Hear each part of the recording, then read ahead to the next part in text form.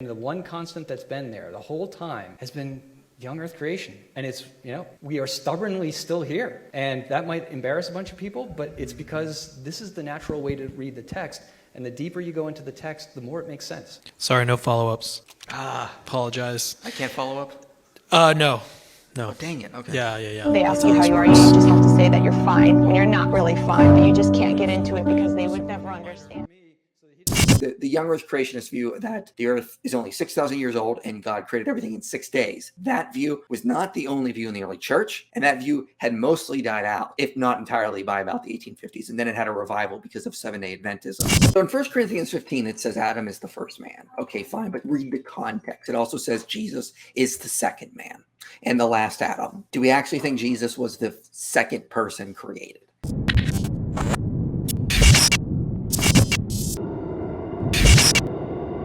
Hey everyone, this is what your pastor didn't tell you. Today I'm on with Inspiring Philosophy. We're going to be talking about his recent debate he had at the CCV2 Capturing Christianity conference. The debate is over the compatibility of evolution with Genesis, and it's against Dr. Marcus Ross. How you doing today, Michael? Just tell us general thoughts about the debate. Yeah, thanks for having me. Yeah, I thought the debate went well. I was happy with what I was able to get across. I think young Earth creationism just falls short when it comes on biblical interpretation. I don't think my opponent was able to demonstrate the his side of the debate, which would be that evolution and Genesis are not compatible. So I was very happy with the outcome of it because I don't think that was ever demonstrated in the debate, to be sure. I think he's definitely one of the more sophisticated young Earth creationists out there. He's definitely not a Kent Hovind, for sure. Definitely one of the better debates I've had on young Earth creationism because the opponent prepared more than they have in the past. So I was much happier about that. But overall, I was happy with the outcome. There was nothing in the debate we saw which demonstrated that Genesis or Christianity in general is not compatible with evolution. So, I mean, I was happy with that. Awesome. Yeah, well done. I was definitely impressed by, obviously I agree with a lot of your views, and I don't know if there's even anything I disagree with. Maybe I'm not undecided on, but that's kind of assumed that I would think you did well. But Dr. Marcus Ross, though, I was seriously impressed. He brought some views that I never heard of. You brought a couple of views that most of us probably haven't heard of. So that was definitely nice to hear, and definitely one of the better debates. So I just wanted to clarify that we're not here to bash Michael's opponent. We are not here to say we won or we were right, or we're simply talking about what in this discussion, how are we going to find truth here? So specifically, if Michael or Dr. Ross didn't respond to a point, that's important because it's going to play into our ability to comprehend which is the better view. So if you don't have a good response, then that's almost like you lose a point, but not in the winning skill, but in the search for truth. Any thoughts on that you want to add there? Well, I've said before, when people are commenting so-and-so won a debate, it just makes me facepalm, even when people have said it about me, because how do you win a debate? I've said before in debate reviews that I don't like using the terminology, and I've tried very hard not to use it for years now because I just don't think that's what we should think of when it comes to debates. I've seen debates where I've done really well in, and then I go look at the comment section, like my debate with Matt Dillahunty, and it's just all pro him. And I'm like, okay, whatever. But that's just, people are going to say my guy won regardless of what actually happened. That's just typical human bias. So I try to use languages like I think I did well. I hope, and I always hope my opponent does well because it's a debate. Both sides are supposed to present different views to help give the audience new perspectives on different things. And I wish more debates were like that. And I wish people would realize that's what debates are. They're not competitions. I appreciated something that you said, or basically the way you operated the debate. I don't know if there was many times at all where you interrupted Dr. Marcus Ross, and he did a pretty good job too. Obviously when you're on the debate, it's really easy to interrupt because you want to explain your view. But there was a lot of times where you kind of conceded the discussion for just a second, just so he could finish his point, and I thought that was really cool. So. Yeah, I mean, I I didn't really feel like any of my views were threatened in the debate, so I can let him talk. I mean, I didn't really feel like, oh no, I'm losing this kind of thing, or I'm not getting my points across. I felt like I made my points quite clear up to that point, so there was no need to interrupt him. That's an interesting approach. I like that. Okay, so let's go ahead and get into it. So we're going to start at the cross-examination because pretty much all of the points that were made in the opening statements of Michael's and Dr. Ross's were repeated later. So we're just going to get right into it, and then we're going to stop midway or along the way and just give general thoughts on it. So let's go ahead and do that. So you mentioned in Genesis, the flood account, the use of the Hebrew kol implies universality. Is that correct? It can, yes. What about Genesis 2:9, where it says, "The fear of you and the dread of you shall be upon every beast of the earth and upon every bird of the heavens"? Do you think the fear of every animal, including my cat, is upon him, humans? Like, do you think that implies universality as well? General principle, yeah. So it's a general principle. And your cat does fear you, I believe. I mean, it loves you, and because fear is not something that is always fear and trembling. Fear is a reverence and an awe. We fear the Lord, not simply because we are worried that he will destroy us, but when we come to know him through Jesus Christ, we still fear the Lord in reverence, love, and awe. I hope your cat does that. I don't think my cat has any reverence for me, let's be honest. Something I want to talk about with you was how it talks about like the whole world. It seems like, I don't know if maybe I missed it, but it seemed like you never mentioned anything about like what the ancient reader would have like seen it as. Obviously they don't have this view of a scientific globe. I know there's different views on Genesis as like whether the flood was global in regards to like how they saw it, but it wasn't actually global, or that it was local and they knew it was local or something like that. So like I was wondering what your approach was there, because you didn't bring that up. And I mean, doesn't that like completely destroy the idea? Like if the writer doesn't even know it's global, then how can you say it's global? Well, I'm giving the benefit of the doubt. Like, obviously we would say this inspired by God, and God knows the earth is a globe. I was more focusing on the fact that in the account, they're using hyperbole. It's pretty clear when you compare Genesis 5 and Genesis 8:5 and Genesis 8:9, or when you look at the same type of language in Genesis 9:2. Okay, that it's this all-encompassing languages. That does not mean it's literally everything that's possible. So I was generally trying to point that out. But you're correct that in the ancient world, they would not have thought of the world as a globe. They would not even have realized, continents that, on the other side of the earth existed. They just sort of saw it as their local area, and that was all flooded to them. But again, the flood account does not really necessarily teach the entire earth was flooded, because it uses just hyperbolic language. And we can see the hyperbolic language when we compare Genesis 8:5 to 8:9. You can see that, the tops of mountains are already uncovered, but you can still talk about the water being on the face of the whole earth. Yeah, that makes sense.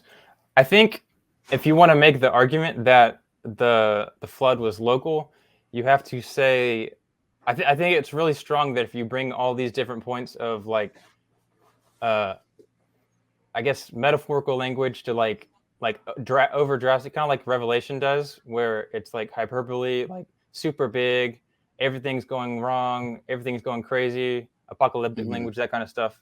I think that's something that you did well there. On the face of the whole earth. Yeah. Whole earth? Yeah. Well, Genesis 8:5, it says tops of mountains were seen. Yeah. So how could the water be on the face of the whole earth if they could see tops of mountains? Yeah, the answer for that relies on the context about Genesis 8 that I was just showing. Remember how Genesis 8 is paralleling the creation account?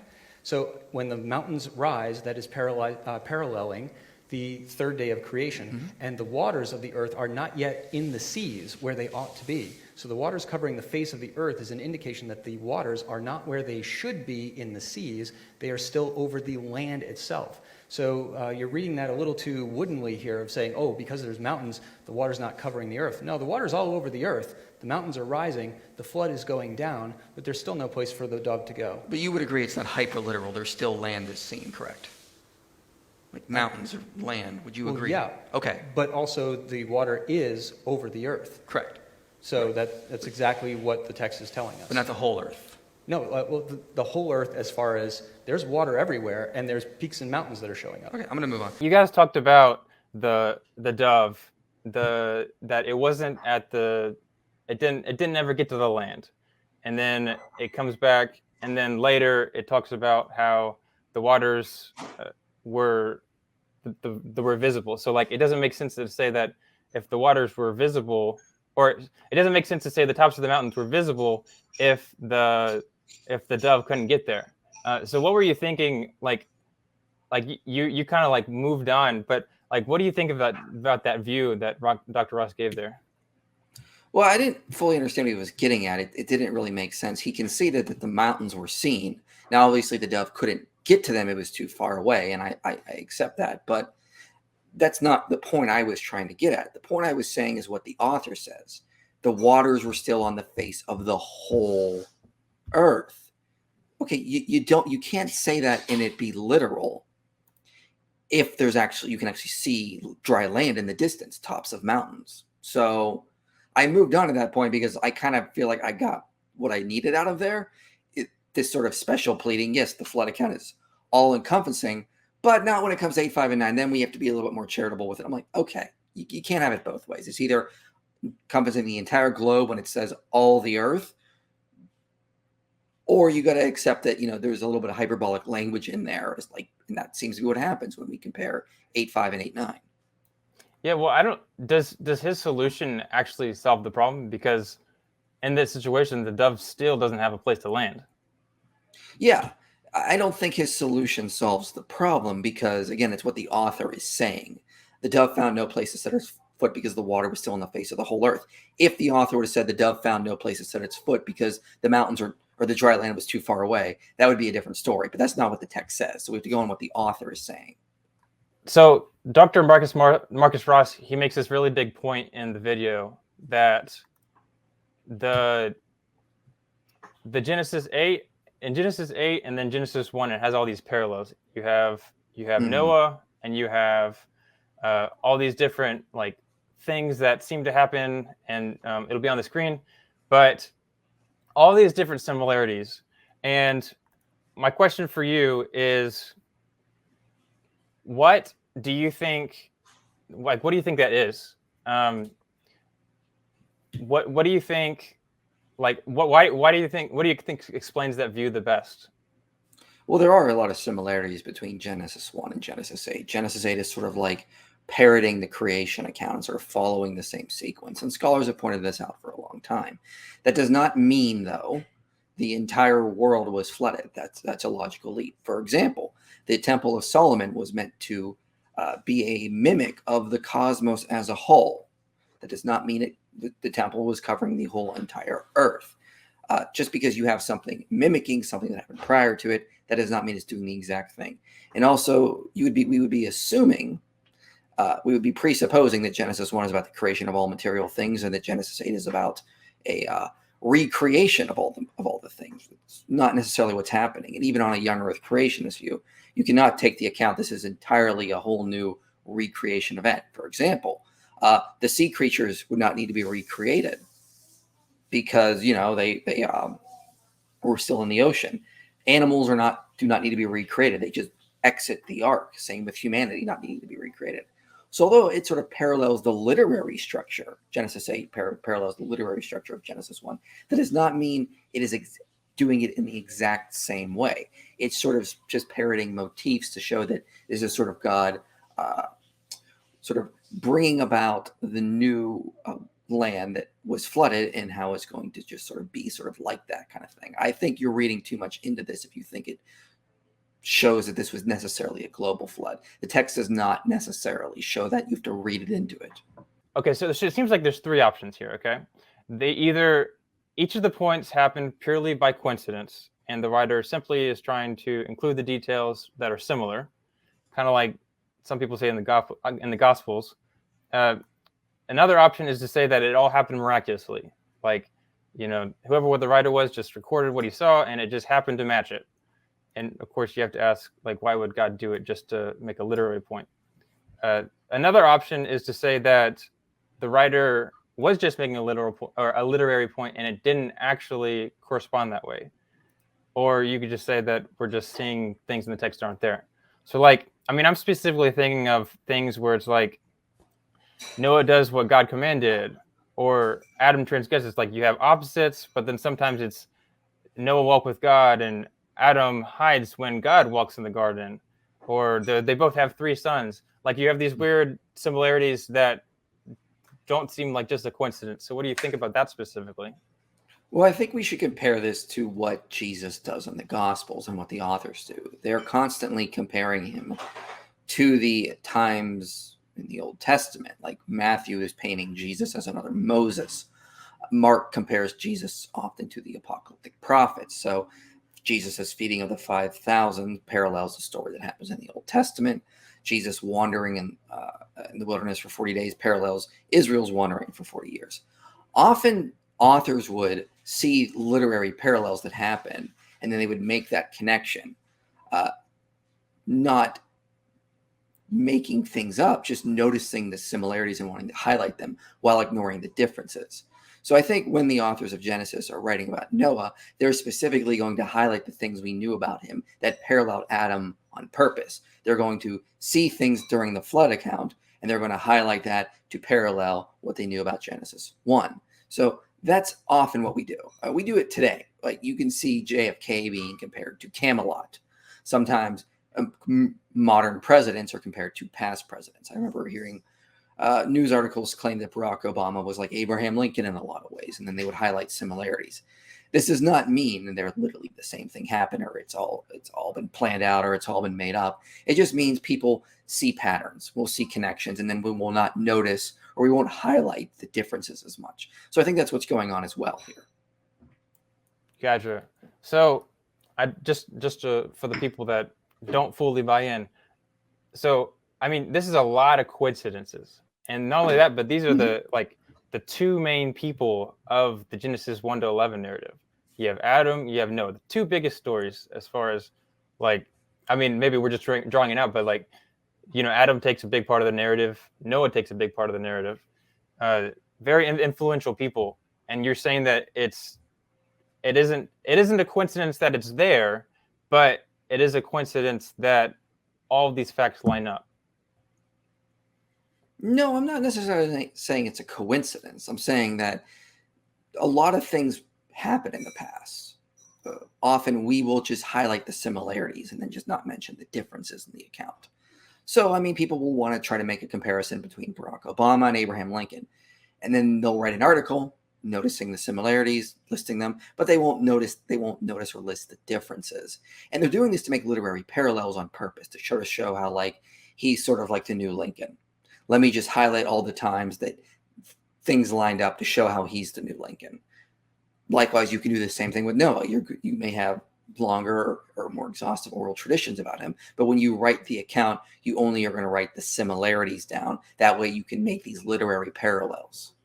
I want to talk about Genesis 1 some more. So you believe 7 literal days. So day 1 was 1 day, evening and morning, day 2, evening and morning. So classic question, why was the sun, if the sun was not created until day 4, what is causing evening and morning? What is the earth rotating around so that there's an evening and a morning without a sun there? Light. Does light exist in our universe without a source? If God wants it to. So there's just light somewhere floating around. Is there another light source that's causing evening and morning? We don't know, right? The Bible simply tells us, God says, let there be light. So he created some kind of light, and he doesn't gather that light together into something like the sun until day 4. So then there's some sort of other evening and morning? It's evening and morning is defined as a condition in which the earth is experiencing light and dark. Wherever that light came from, we have light and dark that makes evening and morning. Okay. So, I mean, is that a problem for God to create light before he makes the sun? Well, Sorry, just questions from Michael. So my question is like, if we know evening and morning is directly caused by the sun, why would we expect it to be there not to be a sun there? Because we know that's dictated, evening and mornings are dictated by the fact that the earth rotates around the sun. Evening and mornings are dictated in Genesis 1 by the fact that there is light and dark. The fact that the sun comes in later is a way of deprioritizing the sun in cosmology. So right? they're just light with no source, though, correct? We have light from some source. We just don't know what it is. Okay. Would that be adding an additional light source to the text that the Bible does not speak of? Because it just says light, generally speaking. Whatever the source of light is, God created the light. Okay, so So moving God on. made light, and later on, that light became the sun. So you That's mentioned- pretty much what the text tells us. Gotcha. Okay, so in part of the debate, you asked the classic question, how is the light in day 1 before day 4? And his response was a little mixed. Like, he kind of said, I don't know what it was. And then he also says that he said, I think he inferred that it was even possible that the light was just there and there was no source at all, which I thought that very interesting. So I wanted to Didn't ask make you any just, sense. I wanted to ask you, like, one, like, why is this such a big deal? I mean, obviously you have a lot of young Earth creationists that just don't care about that fact. They don't struggle with that idea. And two, like, what about his idea is so, in your opinion, implausible? Yeah, so I mean, he tried to argue that maybe the light was just there without being formed to the sun yet, which doesn't make sense. So, like, the main problem with this that a lot of young Earth creationists just sort of brush over is that it says there on day 1 and day 2 and day 3 there was evening and morning. Okay, if there was just some light out in the universe, you don't have evening and morning because the Earth is rotating around the sun. That's causing evening and morning. If the Earth is just there and there's no sun, what is it rotating around which is causing evening and morning? Light? Okay, then the sun is there because what are you saying? So there was light created on day 1 and then it was just sort of like this big gooey thing, and then on day 4 it was like more compressed into the sun. I don't get what you're saying here. It's the sun at that point. If it's causing evening and morning on day 1, 2, and 3, we're talking about the sun, therefore the sun is already there. This is why scholars like Walton have put forward the functionalist account, because it doesn't make sense to say that the sun and moon are not there if you already have evening and morning. If, again, evening and morning are entirely necessary, or they're entirely dependent on the sun. The sun is necessary for evening and morning. How do you get around that? And so young Earth creationists have to jump through all these hoops to sort of explain that away. But the problem is when they do that, they're basically admitting to us that they're not taking the plain reading of the text. They have to add additional assumptions, additional context to explain this thing. They just can't take the plain reading. They have to add their additional context to explain this stuff. Yeah, And that makes sense. Quite honestly, their explanations to get away from that just don't make sense. So, I mean, obviously you have different interpretations of that view that aren't young Earth creation. What do you take? Like, what do you think the writer is trying to describe there? So, as I mentioned in the debate, I mentioned Jean Bottero in that the idea that in the ancient world, something did not really come into the sphere of existence until it was given a name, or as Walton says, given a function. So the sun is there, but it's not been given its functions until day 4. It's not been given its purposes till day 4. So the general idea is that you have evening and morning on those days, but it's not been brought into the sphere of existence because it's not been identified yet by the creator. And that's very important.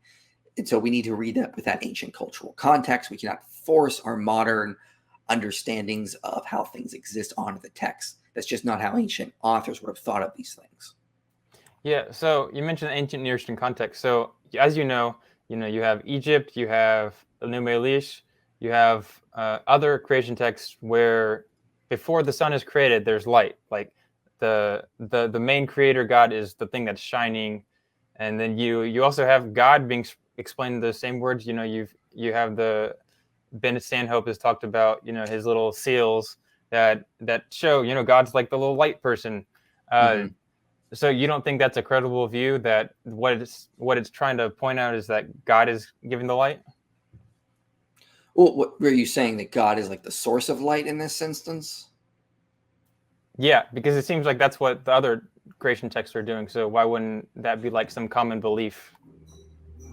Well, for one, it seems that God is distinguishing himself from the light that he is putting there. It says, let there be light. When there should already be light when the wind of God is hovering over the face of the water. So I don't think that's necessarily what's going on. I think it's more in line with the understanding of how it's being used in Jeremiah 4. It's just referring to the fact that it's now functioning properly, or it's being made to function properly. Whereas in Jeremiah 4, there is no light because the functioning has vanished from the region. Gotcha. Okay, that makes sense. All right. So you also have like, if it'd be weird like for God's light to be turned off, morning and night, like that doesn't make any sense. Yeah, there's another issue too. I mean, does God's light go away at some point? Like, that's weird. Hebrews drew a lot from the creation account for like the Sabbath, for example. Like they got the Sabbath from the fact that God rested on the seventh day, correct? In part, yeah. Yeah. I mean, God seems to say that in the Ten Commandments. Do you think they would get other things from the creation account? Such as? Okay, well, Benjamin Kilker says that... I don't think they got him from the creation account. No. Do you believe Adam was like a priest of creation? Like a priest in some sense, even if he was the first? Yeah, Adam has a priestly role, function sort of thing. I mean, it's a comparison. Do you believe the Levitical priesthood looked back to Adam as like the first priest in a sense? They may have. So Benjamin Kilker has got an interesting argument. He says, read together with Genesis 1, the act of appointment implicitly dates to the 8th day, which links to the appointment of priests in Leviticus 9:1. So in other words, in the Levitical law, a priest appointment happened on the 8th day. If Genesis 2 is a sequel, Adam's appointment happens on the 8th day. Would that not align with Scripture and make a more coherent account? Oh, so Adam was created on the 8th day? I would say possibly. I'm asking a clarification question. I would say, yeah, based on the implicit understanding of Genesis 2 being a sequel. So that would be Genesis the next 2 day. is the 8th day, but it's never said to be the 8th day. Well, it's implied because God rests on the 7th day and then picks back up if the land of Eden on the 8th day. All right, it's an argument. Okay, interesting. Okay, appreciate that. You mentioned in your talk about the 8th day in regards to the priest. Can you go into a little more detail as far as what's going on in I believe it's the Leviticus accounts, where you have 7 days. I'm assuming that's the inauguration of the temple. And then on the 8th day, what happens there too? So this comes from a scholar I've been working with a lot lately, Benjamin Kilker, and he wrote a paper called Sacred and Profane Space. And he's arguing that against the documentary hypothesis, the idea there was contradictory traditions in the Pentateuch. One of the things he uses is this idea of the ordination of the priest. In Leviticus, the ordination of a priest would happen on the 8th day. So it did not happen on the 6th day, did not happen right away. It was an 8-day process. So he draws this to Genesis 1 and 2 to sort of show that these two texts are working together. They're not separate accounts that were sort of stitched together. One of his arguments is that, well, the Israelites were getting a lot of things from this account, like the Sabbath rest, for example. But the ordination of a priest would happen on the 8th day. Adam is sort of installed as the priest in the Garden of Eden. He is the first priest king figure. It would imply that if that's what's happening, he's being installed as a priest, this would have to happen on the 8th day, because that's the way the Levites understood the way a priest should be ordained. It should happen on 8 days later. So they're sort of mimicking this tradition they got. That idea would suggest that when Young-Earth Creationists say that Genesis 2 is sort of a recap of day 6 from Genesis 6, that doesn't work. It would need to be the 8th day, because you can't install a priest on day 6. The priest is installed on day 8. And so that's why I brought that up, to sort of address the idea that Genesis 6 is just some big elaborate recap of everything that took place on day 6. Okay, yeah, okay. And so I mean, obviously Genesis 2 does use the word biyom, which is on the day. At the same time, though, pretty much everything I've read kind of assumes that it's ongoing. So it's not specifically on that day. That's but I don't know, maybe that could work with that view. Have you heard anything like that? It could work with that as well. I have no issue. I'm just thinking literally speaking. Genesis 2 takes place after the 7 days of creation. So God takes a Sabbath rest and picks up again on the first day of the week, day 8. That's when Adam is installed. And you could even argue from a Christian perspective that have correlations to Jesus as well. Jesus rises on the 8th day, or the first day of the week after Saturday being the Sabbath. Interesting. Okay, but of course you have to mention all the temple parallels. So if we're going to say that all this temple stuff is going on and then we see another temple parallel, you have to take that seriously, don't you? Yes, I think you do, for sure. Yeah. Okay, so just to continue. Oh, by the way, just to point out, he when you gave that argument, he says that's an argument, and he doesn't actually respond. He gives no response. Well, I admire that. I think that's the first time he heard it, and instead of trying to come up with some excuse on the fly. He says, I'll think about it. Kind of. Then I think that's the proper way to handle that. Yeah, that's true. That's very true. All right. So to continue. 1 Corinthians 15, Adam is the first human. Time and time again, my question is Jesus the last human? He is the last in terms of he is the ultimate. Yes. But is he the last literal physical human? He's the last Adam because he is able to do what Adam did not. Right? I agree. He's able to help us to attain eternal life and joy with God. So Adam and Christ are set up in a special category, Adam being the first of the special category, not necessarily Christ. So Christ being the last human does not imply he is literally the last human.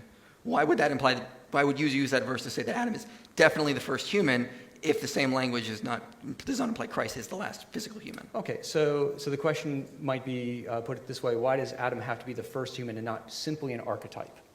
Okay, well, all first things end up being archetypes. Adam, as the first human being, is going to be an archetype, and he's also going to be the first person. Paul's theology is very, very consistent when you look at him from Acts to Romans, 1 Corinthians, to letters to Timothy, and you look especially also at the way that Paul's theology influences the book of Luke, right? Because Luke wrote Acts with a lot of work from Paul.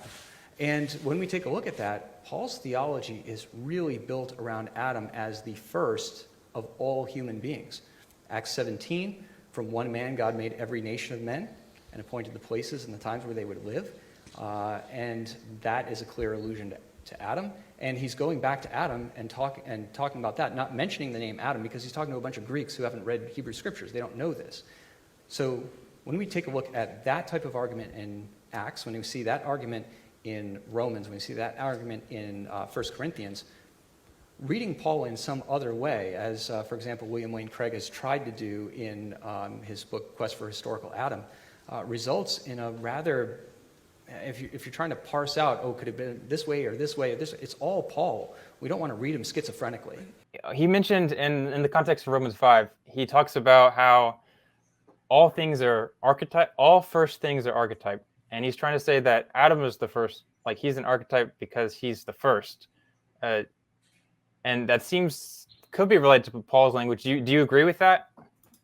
Well, yeah, I mean, Walton uses the same language that Paul or that Adam and Eve are archetypes for humanity. I mean, yeah, I don't see it. Didn't really see that help much of his arguments, though. Okay, yeah. So in the talk, you never mentioned anything about Adam and Eve. From the best of my knowledge, you didn't mention anything about Adam and Eve being archetypes, like side, dust of the earth, all the language where it kind of stands for all of humanity, which is that's Walton's approach. So I understand why you wouldn't, but at the same time, that seems to point in an opposite direction as far as a journalistic account of what's going on. And I think that's why Walton is okay with saying it might not have happened all 100% literally that way. Do you agree with that sentiment? Yeah, I do. And it wasn't relevant to the debate at hand. That's why I didn't bring it up, because I was willing to grant him Joshua Swamidass's view that maybe Adam and Eve were created de novo and then they just interbred with people outside of the garden.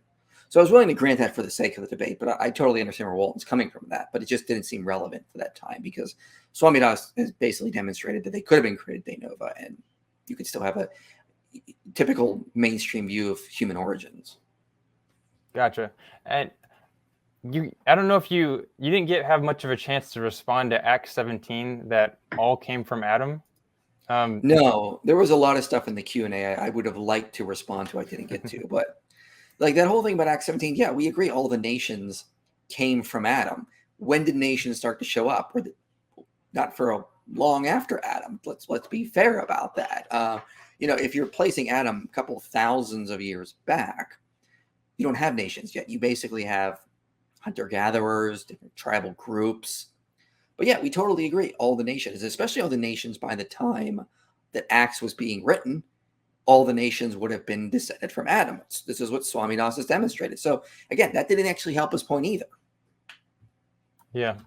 What about 1 Corinthians? He mentioned that, and you definitely didn't get a chance to respond. Do you remember what passage that was? 1 Corinthians 15? Yeah, that's what it was. Did you want to give some thoughts on that? So in 1 Corinthians 15, it says Adam is the first man. Okay, fine, but read the context. It also says Jesus is the second man and the last Adam. Do we actually think Jesus was the second person created? No. So it's comparing context. I'm going to compare you this first man, the first priest, with the second guy I'm comparing you to. It's like, if I said about we were in a lineup and we said, all right, number 1, step forward, number 2, step forward, like a police lineup.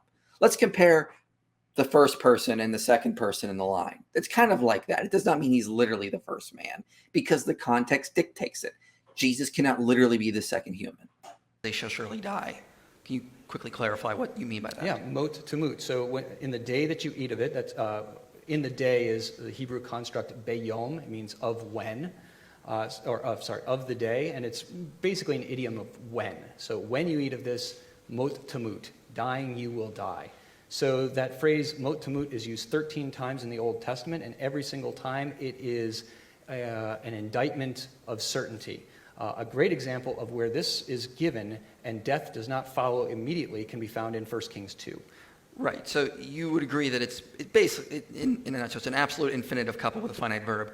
Robert Alter, Walton translated as doomed to die. Would you agree with that? Yeah. Okay. So it doesn't mean, so it can refer to physical death, but it's just not going to happen that day. It can happen later on. Correct? Oh, but it is physical death. I agree. When you get mot to mut. I agree. How does God make that sentence though? Like does he change their bodies to make them mortal? Like, is there any indication of that? He kicks him out of the garden, right? Right. And what was in the garden? Access to the tree of life. Okay. If that is the only thing that made Adam and Eve immortal, I don't know. But we do know that if they got access to the tree, to the fruit of the tree of life, then they would be able to have immortality. Okay. Last question, I guess I have. Romans 8. Where does it mention Adam's sin is? I thought it was really funny. This is the first Young-Earth Creationist, which maybe I haven't talked to enough, that agreed with you that they lost life because of the tree of life. Like, the sin didn't cause death. I was surprised how much Dr. Ross was willing to concede. I mean, he conceded my whole issue regarding Subdue of Genesis 1:28. I thought his way to then get around that was a little ad hoc and didn't really support his point. But he did concede that as well, that they lost their immortality because of the tree of life. So, I mean, that just suggests that Adam was already created mortal to begin with. And that fits right in line with what we've been arguing for, that Adam was sort of appointed to be a priest. When he's referred to as dust, it refers to his mortality. And he was not, this idea that before the fall, there already was mortality. So, I mean, I thought it was interesting he conceded that, and I was all happy with it. Romans 8, where does it mention Adam's sin is what subject creation to fertility? Oh, well, it's an allusion, so there's not a direct reference. So maybe it could be happened prior to that, like Genesis 1:28? No. Again, we're talking about Paul and his very consistent theology about where sin comes from and where pain comes from and where death comes from, and he always roots that in Adam. You have to ask the question, okay, but he doesn't in this verse, though, correct?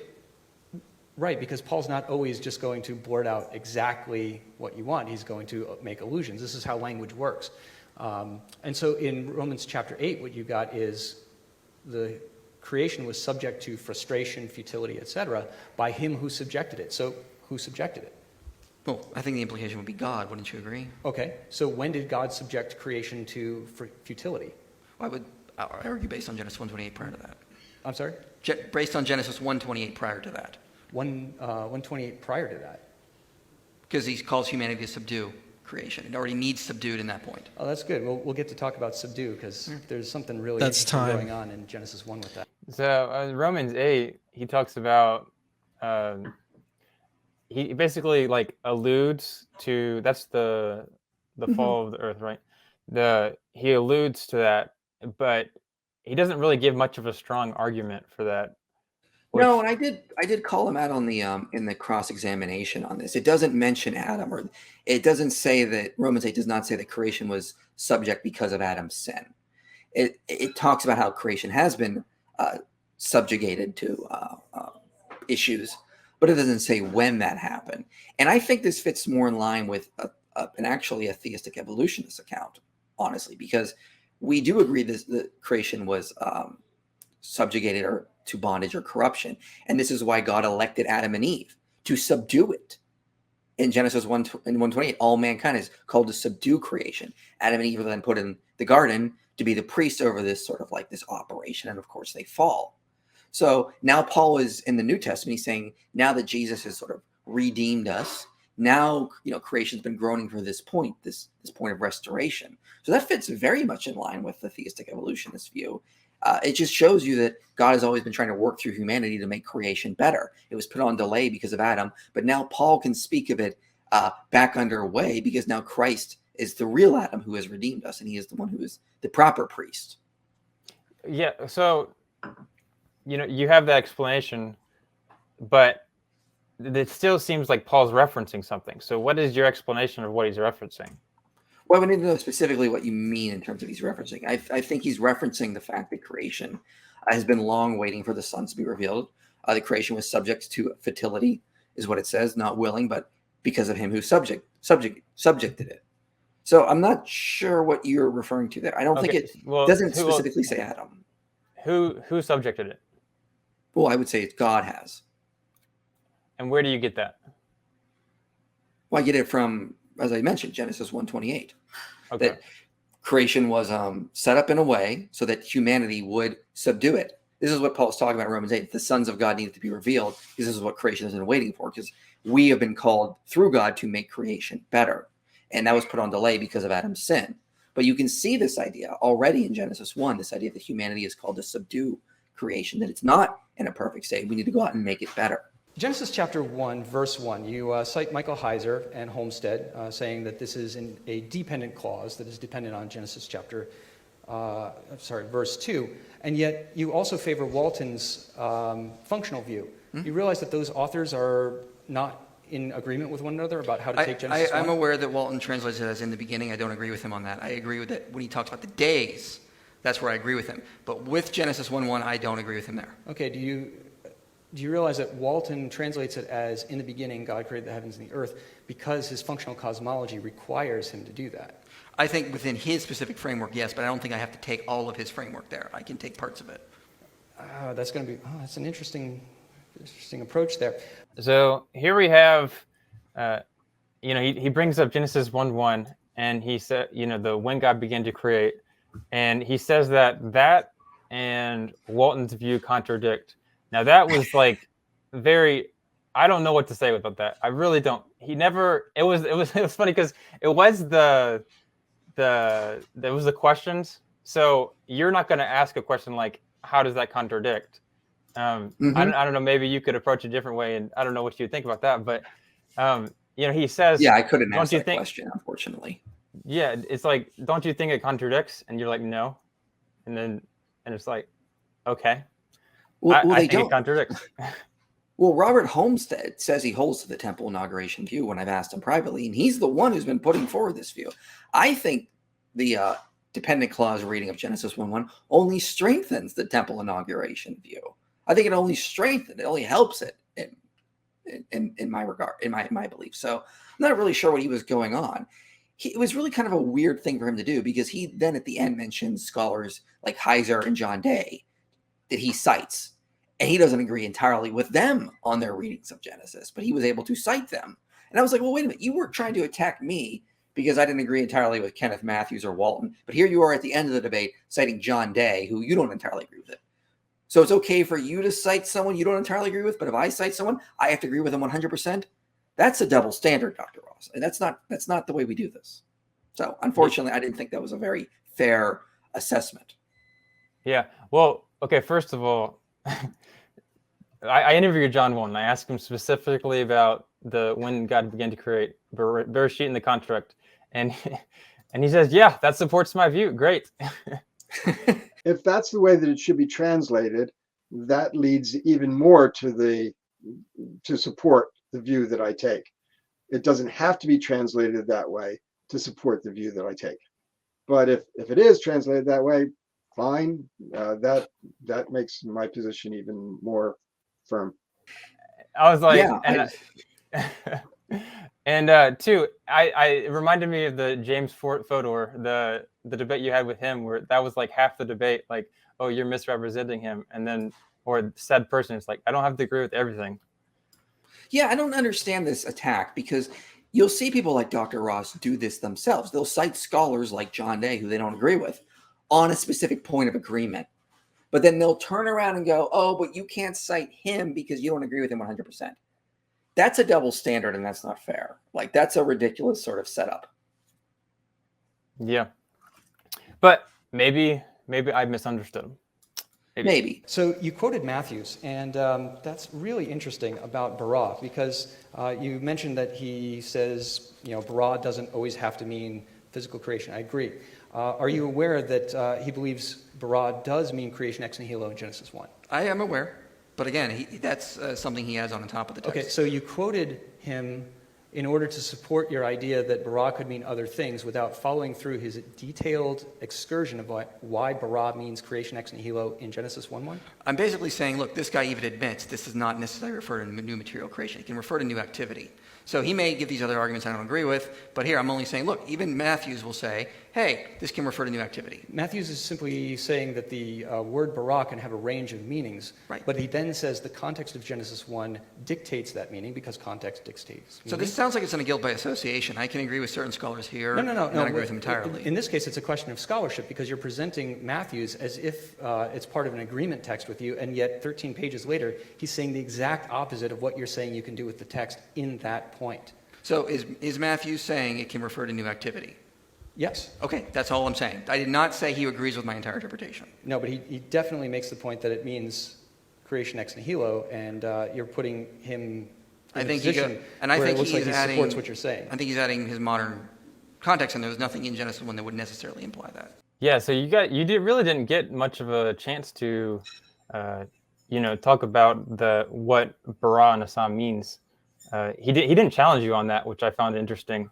He also didn't challenge you on, the material versus functional distinction. That Seth, gosh, this is awkward that I'm forgetting his name. In the Q&A mentioned, he didn't mention that, and that's like one of the main arguments against the view, or the popular arguments against the view. So I found that interesting. Yeah, we didn't have time to get into everything, of course. It just is what it is. So I'm sure he probably did have some objections to that. We just didn't have time to get into it, though. But again, I would argue, again, with the idea of what I brought up in my cross-examination, the idea of evening and morning existing without the sun being there. That alone is a pretty strong indication that what's sort of going on is functional accounts. If evening and morning are already there, which necessarily suggests the sun is already there materially, I have a hard time seeing anyone get around that. And of course, scholars like D.A.J. Kleins have noted that in day 2, it's very much about the functions of the firmament and what their purpose are for, which is why it's being spoken of to begin with. You see this all through days 1 through 3. They're very much focusing on the functional aspects, which Walton highlights, and I highlighted in my opening statements as well. Tohu vabohu, you go to Jeremiah 4. Mm-hmm. Why do you read the text backwards from Jeremiah into Genesis? I'm curious. Well, no, I'm saying there's a comparison. Okay, there's a comparison, but Jeremiah, what's the context of Jeremiah 4? Right? But Northern Kingdom of Israel destroyed. Yeah, and Jeremiah is, he's making an excoriation, and he's making a lament. Why do you think that lament means that we should read Tohu vabohu in Genesis 1:1 the same way? Well, if he's able to take this language and use it metaphorically to describe how a kingdom went from functioning properly to not functioning, it implies that language was used in that cultural context to imply that something goes from functioning to non-functioning or non-functioning to functioning.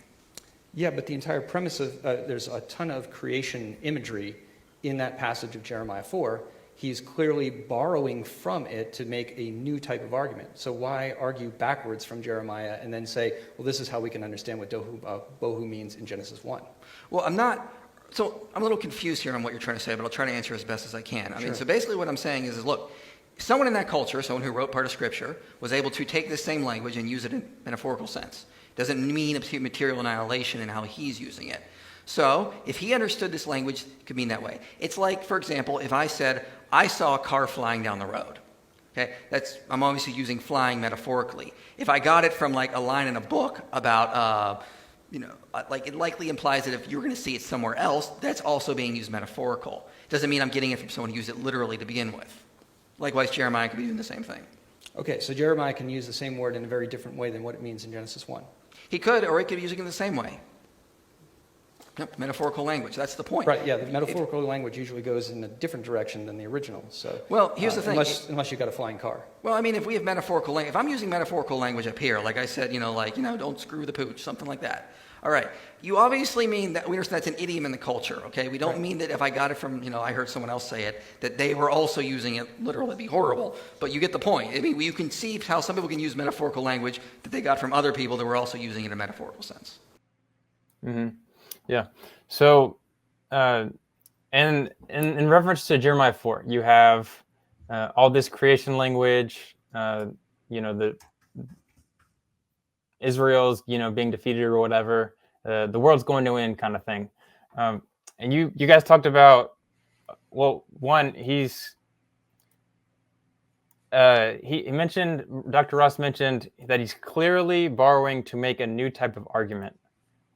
I guess he's saying that the new argument is that that's a metaphor for what happened in Genesis or something like that, but the reverse.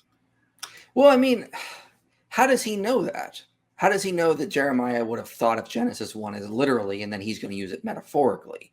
If you're using metaphorical language in there, that implies that Genesis 1 could also be understood with metaphorical language as well, with regards to tohu and bohu, or the light, not being there or being there. You just can't say, no, Genesis 1 is literal and Jeremiah is sort of borrowing from that to make a metaphorical point. No, that's special pleading. What in Jeremiah shows a distinction that he would have understood that Genesis 1 is absolutely literal, but he's allowed to then take the language and use it metaphorically? It doesn't work like that. Yeah.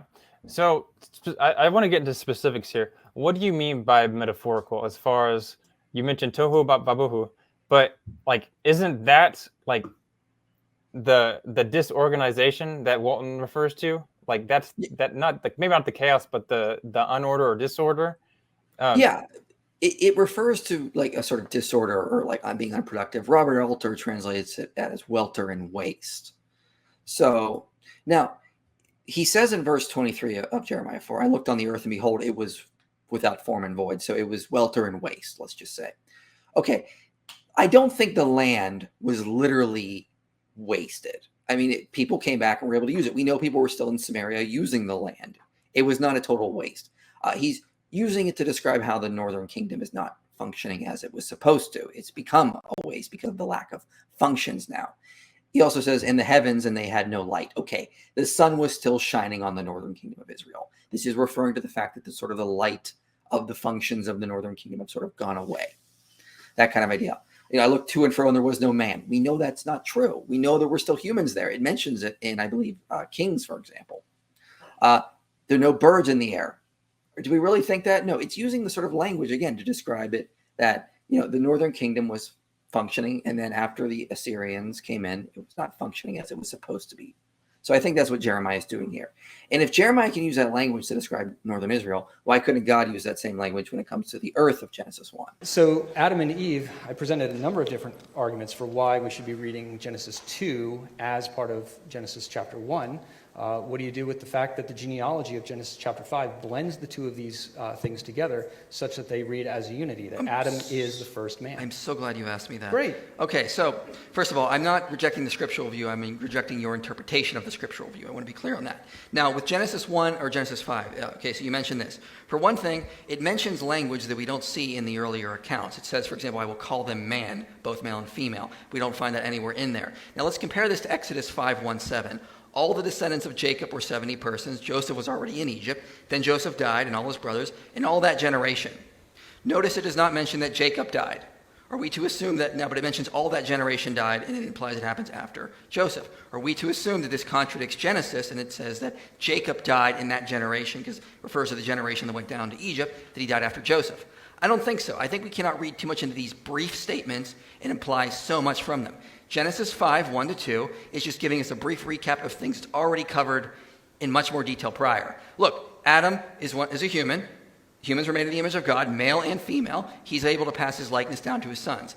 I don't think we can read too much into brief statements like this when we've already been given the full context prior to this, and we can see that there. Can't read too much into brief statements. Okay, so these are brief statements that are written by Moses. He incorporates Genesis 1, Genesis 2, Genesis 3, Genesis 4, all into the 5 verses of Genesis 5, 1 through 5. And yet we're not supposed to believe that Moses, or we're supposed to believe that Moses has actually had a disjointed set of humanity between Genesis 1 and Genesis 2 through 4. Jesus didn't read it that way. Paul doesn't read it that way. Doesn't seem like anybody in Scripture reads it that way. So this is a really forced attempt to invent a class of people that have no existence within the Scripture. Well, Moses also wrote Genesis 1 and 2. Yeah. And Genesis 1 speaks of humanity in general. And then he told us formula, implying there's another chapter change here. Then we see it honing on 2 people. So, again, Glad you brought it we up could to say that Toledo. Moses wrote that part, but he also wrote Exodus 1. Is he going to contradict himself, and is he implying that Jacob died after Joseph? I don't think so. This is just a brief statement. All those people died. Jacob, Joseph, all the brothers. And we move on through the story. We cannot just jump to the conclusion that this is somehow contradictory from that. No, I think that looking at Genesis 2 as a subsequent story is the contradiction. I think that when you got Moses and Jesus in agreement, it's probably a good thing to keep going with them. Okay, so this was a super interesting argument he made here. So in Genesis 1 and 2, he's arguing that they're the same, essentially the same, recapitulation. And he's coming from that argument because Genesis 5, essentially groups them together. And I want to get your thoughts on that, because to me, this is how I read it. Okay, so chapter 5:1 says, "This is the book of the generations of Adam," and I see that as like a title statement. I don't see that as part of it. And if that's the title statement, then it means that the writer isn't putting Adam and Eve in the second line in between. It talks about when God created mankind, he made in the likeness of God, male and female created them. He blessed them and named them mankind, and they were created. So that's the beginning. And then it talks about Adam and all that. So it seems like he's just describing what happened first and then what happened next. Like, is that how you read it, or you do it differently? Yeah, that's how I generally read it. It's not saying that Adam was the first human. It's just saying, look, man was male and female are the image of God. So when Adam was able to have a son, he passed that same image or that same likeness onto his children, and so on and so on. It's just a brief statement. We can't read too much into that when we've already been given the context of Genesis 1-2. The only thing I wanted to point out in the debate is you just can't read too much into these brief statements, because you'd have to do with Exodus 1 and assume that Jacob died after Joseph, because it doesn't mention his death specifically. We can't do that. So the Toledoth, that's the transition point here. It says, "These are the generations of the heaven and the earth when they were created, in the day that the Lord God made the heavens and the earth." Jack Collins has noted something really, really insightful here, and that is that this phrase is what's called a chiasm. Now, in Hebrew, that is when you have a set of statements that are reflected again in a usually forward then backward sort of way. So listen to it again. "These are the generations of the heaven and the earth when they were created, in the day the Lord God made the earth and the heavens." So we have a statement that it keys in from Genesis chapter 1. That is, the heavens and the earth created. Right? That's like Genesis 1:1 right there. And then we have the Lord God. We have the covenantal name of God, Yahweh. We have Elohim, the name that is used in Genesis chapter 1. And then we reflect it all back as we focus on the earth when he made the earth and the heavens. And so Collins has noted that we can't break this thing up. This is a hinge point that is connecting the events of Genesis 1 with the events of Genesis 2 in a seamless fashion, not as a subsequent event, but actually as a continuation and expanding of the days on Genesis chapter 6. And to try to break that up or turn it into something else seems to go against not only Genesis 1 and 2, but 5 over in Matthew, etc. So my response to that is that we don't see any other place in Genesis where we see a Toledo formula and then it introduces a long recap of things that already is covered. It doesn't do that. It tends to say we're going to continue on and show what comes after this thing. It seems like a very weird, as Walton and Heiser and others have noted, this is sort of saying chapter 2, then God did this. And when it comes to Genesis 2, what's sort of happening here is it's focusing in on the land of Eden. It says when there's no bush, there's no man to till the ground. This is referring to how the land of Eden is wild and it's not been cultivated yet. Bush of the field, it's cultivate is qualified, and then it's referring to agriculture. It's not referring to this idea of, if some people say, that it's a recap or that it's a contradictory account. God has made the cosmos his temple, and now he hones in on Eden and says, look, in this land it's still chaotic. There's no man to till the ground, but I'm going to put my priests here. We're going to set up a garden. They'll serve. They'll tend to the garden, and this will be where I'll meet with humanity. So I don't see this as a recap. It seems like it's following forward. And with the idea of the installment of priests on the 8th day, as Kilker has pointed out, this seems to just flow naturally, that God rested. He took a Sabbath rest, day 7, day 8, back to work, priest appointed now. It's an interesting way to read the text. I wish I could say that it was a good way, but I don't really think that it is. Let's let him come back on that. Do you want to? Another interesting argument he brought up was in Genesis 2:4, he mentions the chiasm. And I really wanted to get your thoughts on it because he gives his argument, and then you kind of, I don't want to say change the subject. You brought up what my opinion is even better evidence that it's a sequential account between Genesis 1 to Genesis 2. So my question for you is, do you think it is a chiasm in Genesis 2:4? And what do you think the meaning is if the writer isn't trying to say that Genesis 2 is a recapitulation? I'm not entirely sure. I'd have to look more into that. Like, because, I'm not sure. I wasn't really sure what the argument being made was. That's a great question. So he get this from John Collins, okay? And I looked into it. All right. Well, I read John Collins' work before, so I already knew what he was referring to. John Collins says this. He says, this chiasmus asks us not to break it. It also serves as chiasmoi commonly do, to invite the reader to see its part in some kind of unity, with the context indicating just what kind of unity the author has in mind. Most simply, I take the word order, the heavens and the earth, and the term created to point us back to Genesis 1:1, 2:3 as a whole.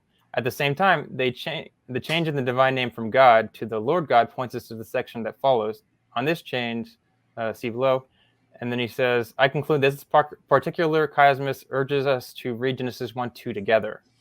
The reason why I didn't really comment on that much is because I didn't disagree with that. Of course we read Genesis 1 and 2 together. That's my whole point. Genesis 2 is the sequel to Genesis 1. That you have that sort of like beginning and end point there with Genesis 1:1, then Genesis 2:4, and then it just goes on to chapter 2. I didn't really see that as anything that would be a problem from my view. Yeah, I would agree with that. Well, the thing with me is, like, how does he get from saying this is a chiasm to this means that it's sequential? Like, yeah, and that's why I didn't understand his argument. Like, I didn't know what he was trying to get at. I think if it's a chiasm, like, I think it closes off the section of Genesis 1 before we move to Genesis 2. Right. So I looked into chiasms and like what their purpose is. Okay, so well, just first of all, one, Dr. Collins or Dr. Russ, they never give a citation for a chiasm being recapitulative. So it might be possible, but they never cited it. So, we don't have much to go off there if it's even a thing. Two, chiasms are often used to prominence to point to the central statement. And what is the central statement? The central statement is when they were created and the day that the Lord God made. So in that case, if that's the central statement, it's essentially saying, okay, at Genesis 2:4, we're looking at what is the important part here, which is what was created and what was made. And then we move on to Adam and Eve. So some people would say that it seems like it's bringing the focus to Adam and Eve specifically. Yeah, but here's the thing, though. Chiasms do not necessarily imply, look at the chiasm of Genesis 6-9 that scholars like Joshua Berman bring up. Okay, when you get to the central chiasm, it's Genesis 1:8, and the Lord God remembered Noah. And then you go through Genesis 8. It's still chronologically continuing to the end of the flood. It doesn't go backwards in time. It doesn't take us back to like a previous time in the flood. So if you have a chiastic structure here, which I have no problem with, it doesn't mean the chronology changes. It doesn't mean the chronology goes back in time after Genesis 2:4 and we're repeating day 6. That doesn't follow at all. We see chiastic structures throughout the Bible, and it typically shows that the sequence of time continues on, like with the flood account. Yeah, so that's why I didn't understand Ross's argument when he was making that. I'm like, that does not support your point at all. Like, because I would be perfectly fine with saying there's a chiastic structure here. So what? And the other thing I'd say is, I mean, I don't know your thoughts on this, but there are a lot of proposed chiasms in Genesis, and for a lot of people, I'm obviously the documentary hypothesis people are going to hate it, but the other, like, some of them seem to be forced a little bit, and I mean, if there is a lot, then it would make sense that there might be another one here, but at the same time, like, we have to have some type of. You need to make one based on narrative structure, and that's what Joshua Berman does in his book. I see. I see that makes sense. Yeah. I did want to point out that he never actually responds to your Toledoth argument of mentioning 13 times. So, I mean, that seems like pretty strong evidence.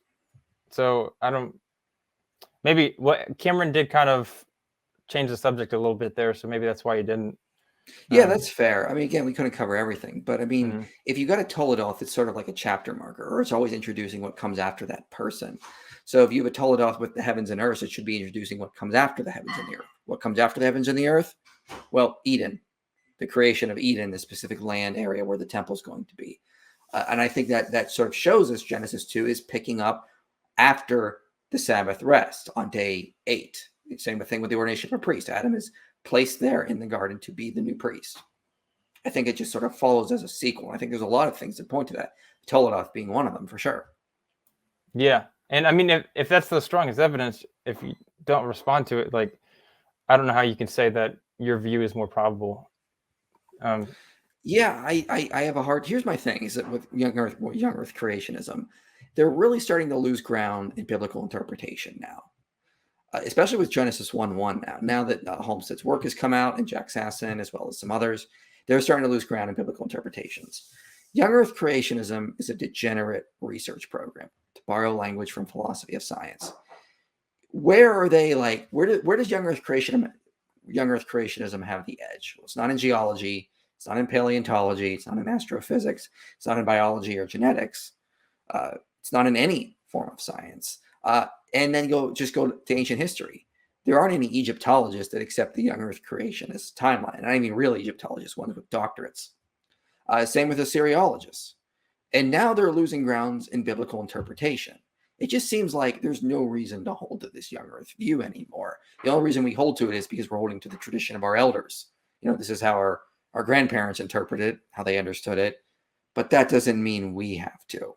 And it just seems like all the evidence in every area now is just pointing away from Young-Earth creationism, whether it's science, whether it's historical timelines like Egypt or ancient Sumeria, and even biblical interpretation now, in my view, is now pointing away from Young-Earth creationism, especially with all the great scholarship we've seen coming out with Genesis 1:1. Yeah, well, every single day it seems like we're coming up with new, interesting views that can help us understand the text better.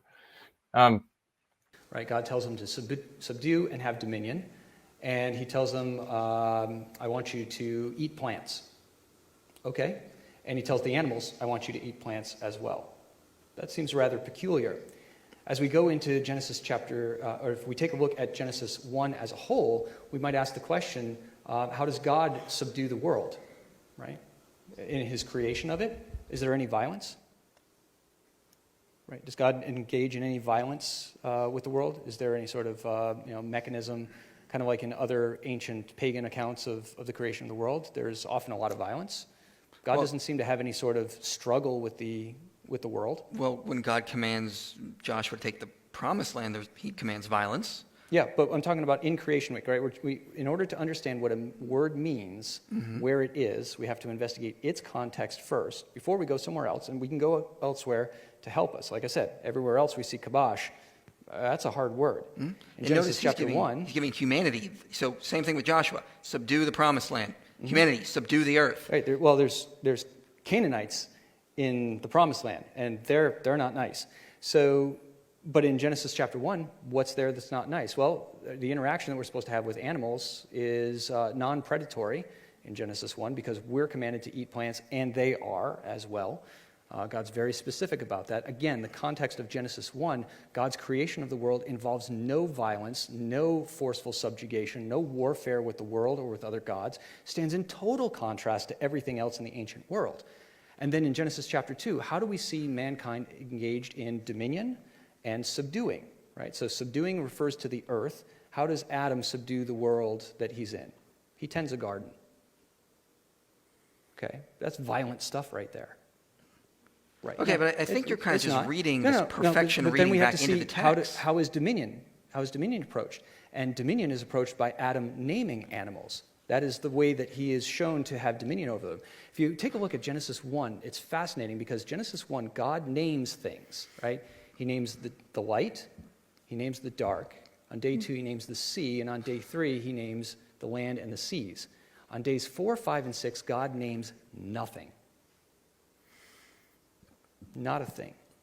Instead, and I liked how you connected to Heiser and his view of imaging God. I think that's a brilliant approach that he has. How does Adam image God? He names things. Mm-hmm. He names the animals. He names woman, and he names woman a second time. He names her his wife Eve. So how do we see dominion, and how do we see subdue? He names animals. He tends a garden. There's no violence here. Genesis chapter 1 is actually presenting us with a way to understand that subduing the world could be done without violence. The Israelites have this word of subdue. They've got Khavash. They know what it means. And God turns that word on its head and shows that there was a better way to do it. So you mentioned, he mentioned that the Canaanites in the Promised Land, you guys are talking about the word Khavash in Genesis 1:28, I believe. And, subdue the land. And he says the Canaanites are in the Promised Land, but there's nothing to subdue in Genesis 1. Do you agree with this? No, that doesn't. You wouldn't use the language of subdue and have dominion over. You wouldn't use the language of subdue if there was not something already to subdue. And then he goes on to sort of elaborate on how Adam was subduing creation. He was doing it in very peaceful ways. Even if he's right about that, it still implies that creation was not perfect. It still needed subdued, even if you were going to do it in peaceful and loving kind of ways. Fine. I can grant him that, but you're still, with that very word, you're still admitting creation was not perfect. It still needed humanity to act upon it and make it better. There was chaos there that was not put in order yet. And it doesn't make sense when you get to Genesis 3 that God is going to curse all the universe because of the sin of humanity. I don't think that really fits with the idea that, like we see later in Scripture that the Son shall not suffer the sins of the Father. Are we really going to make animals pay for our sin? No, I don't think so at all. I think God exiled humanity from Eden. It was their sin. They now have to go back into the chaotic wilderness. It's not all of creation's fault.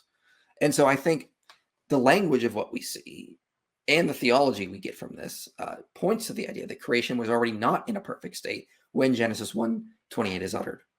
But what about the serpent? So Adam Pastel takes this view, Seth Pastel takes this view. I actually interviewed Carmen Joy Imes, and she thought this might be interesting. That'll be coming out later. That when it talks about subdue, it's kind of foreshadowing. Foreshadowing, is that the word? Future shadowing, whatever. The serpent coming in the future that Adam or man needs to subdue. Do you see that as probable at all? I don't see the serpent as a literal snake. I think it is used. I agree with scholars like Ben Stanhope that it is. It's describing a rebellious seraph as if he is a serpent. This is why he's talking. This is why the word Nahash, as Heiser argued, is a triple entendre, meaning serpent, deceiver, and shining one all at the same time. We see, I think, when we see the parallel accounts later, like Isaiah and Ezekiel as well, it's referring to the same sort of thing. I think what's happening in Genesis 3 is the rebellion of a seraph. And in the ancient Near East, seraph were depicted as serpentine. So I don't think this is a literal snake. I think the curses apply to Satan or the rebellious seraph. They don't apply to literal snakes. So, but that seems the question then. Do you think the subdue could be foreshadowing the angel-like being, like what you just described with Heiser's view there? Do you think that it could be referring to that future act there at all? No, because it says subdue the earth. It's referring to the earth itself needs subdued, and it already needs subdued in Genesis 1:28. It's not saying get ready to subdue the earth, or soon you will have to subdue the earth. It says go out and do it now. Yeah, I see. But there is that word, the earth is, land, eretz, though. So you have some people might see, okay, it's earth is in like subdue the ground, which we do see that language in Genesis 1 and 2, as far as like, cultivating the ground and all that kind of stuff. But at the same time, we see the same language of eretz in, in I think it's Jeremiah, and, the Canaanite conquest of subdue is the land is the people and the land. So do you have a preference on what you think the land is there, whether it's people, animals, just straight land, dirt? What do you think about that? I think it refers to the earth itself. It's just saying go out and subdue the world around you, kind of thing.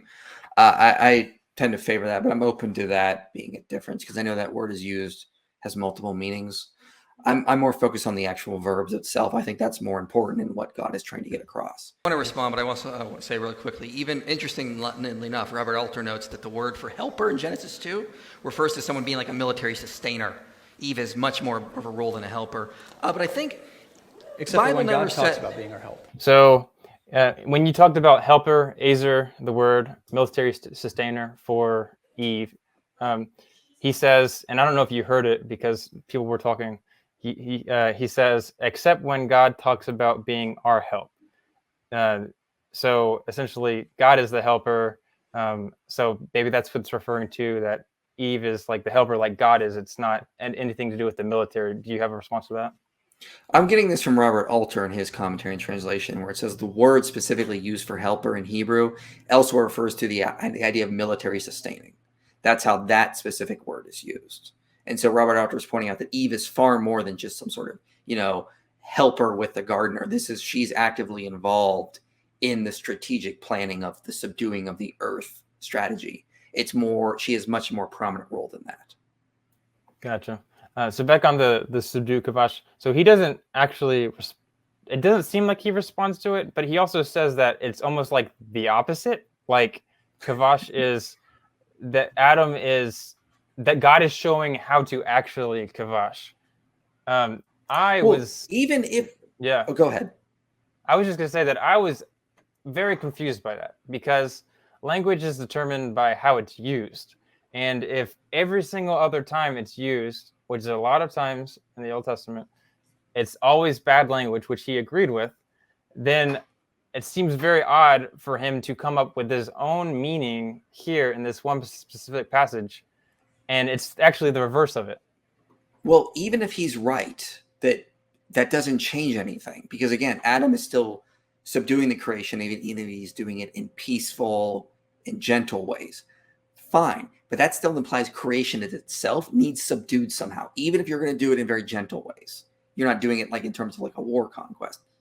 Fine, but that still implies creation was not perfect at this point, that it needed subdued regardless of how you do it. Then in Genesis chapter 3, the world changes because, as I said in my presentation, the ground is cursed and the ground is now at war with us.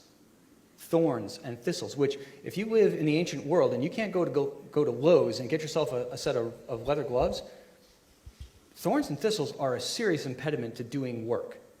It's hard. The ground is now at war with us, so we must subdue. Now we must work hard. Now we must enact our will. The animals no longer are going to work the way that they ought to because they've been cursed. The serpent was cursed above all other animals, implying that other animals are affected by the curse. Do you think the serpent was an actual animal? The realm of work, the realm of dominion, all are affected, and so now there's struggle that has to happen with subdue and dominion. But in the beginning, it was not so. Do you think the serpent was an actual animal, in your view? He makes an argument that the curse affected the ground, and that's why they have to have harsher labor. I noticed you didn't say you disagree. I think obviously you do, but I want to ask you, but then you asked who the serpent was. Did you feel like that wasn't? Okay. I didn't have time to respond to everything. Unfortunately, we were running out of time. But my view is Walton's view is that when God curses the ground, it's not him changing it. This is not what it means in the Bible. It means him just removing his protection or sort of moving out from it. Like I'm no longer going to, give you this special ground that I've sort of set up. Like, when he leaves in Ezekiel, he leaves the promised land. Okay, it's cursed at that point. It's no longer sacred space. So blessing is God giving his protection to something. Cursing is him removing his protection from something. Gotcha. And then you talked about the serpent. You asked about that. Were you just curious, or what was your main purpose in mentioning that? My main purpose in the serpent was getting this idea that animals were not sort of, I ran out of time, but animals were not sort of changed at this is a specific divine creature that's being cursed. It's not just a literal snake. Gotcha. Yeah, that explains a lot there. Okay. The topic is evolution compatible with the Bible, but the debate has gone to be more about whether or not Michael's particular view is compatible with the Bible. So even if you were successful, Marcus, it seems like you have a really big challenge. So for those curious, you kind of talked about this briefly, but Joshua Swamidass, he asks, why didn't you talk about all the different views? Because it seems like all the different views, if you add them up all together, even if some of them are not as probable, that it could seem pretty obvious that evolution doesn't contradict with the Bible. So why didn't you talk about all the different views there? Well, because I only had 20 minutes. Am I going to be able to make a case for all of these views in 20 minutes? No.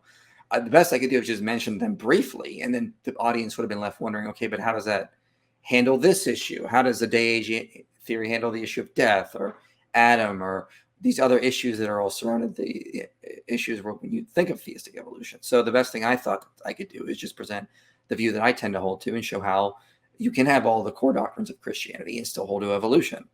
So, I mean, yeah, if I had an hour, sure, but I didn't. Gotcha. And if anyone's interested in more views, I have all kinds of different views on my channel that are very interesting scholarly reviews. Let's also remember, he did not demonstrate that evolution was incompatible with Genesis. He spent a lot of his time just trying to attack my view without showing things in evolution or things in Genesis that sort of contradict each other or could not go together.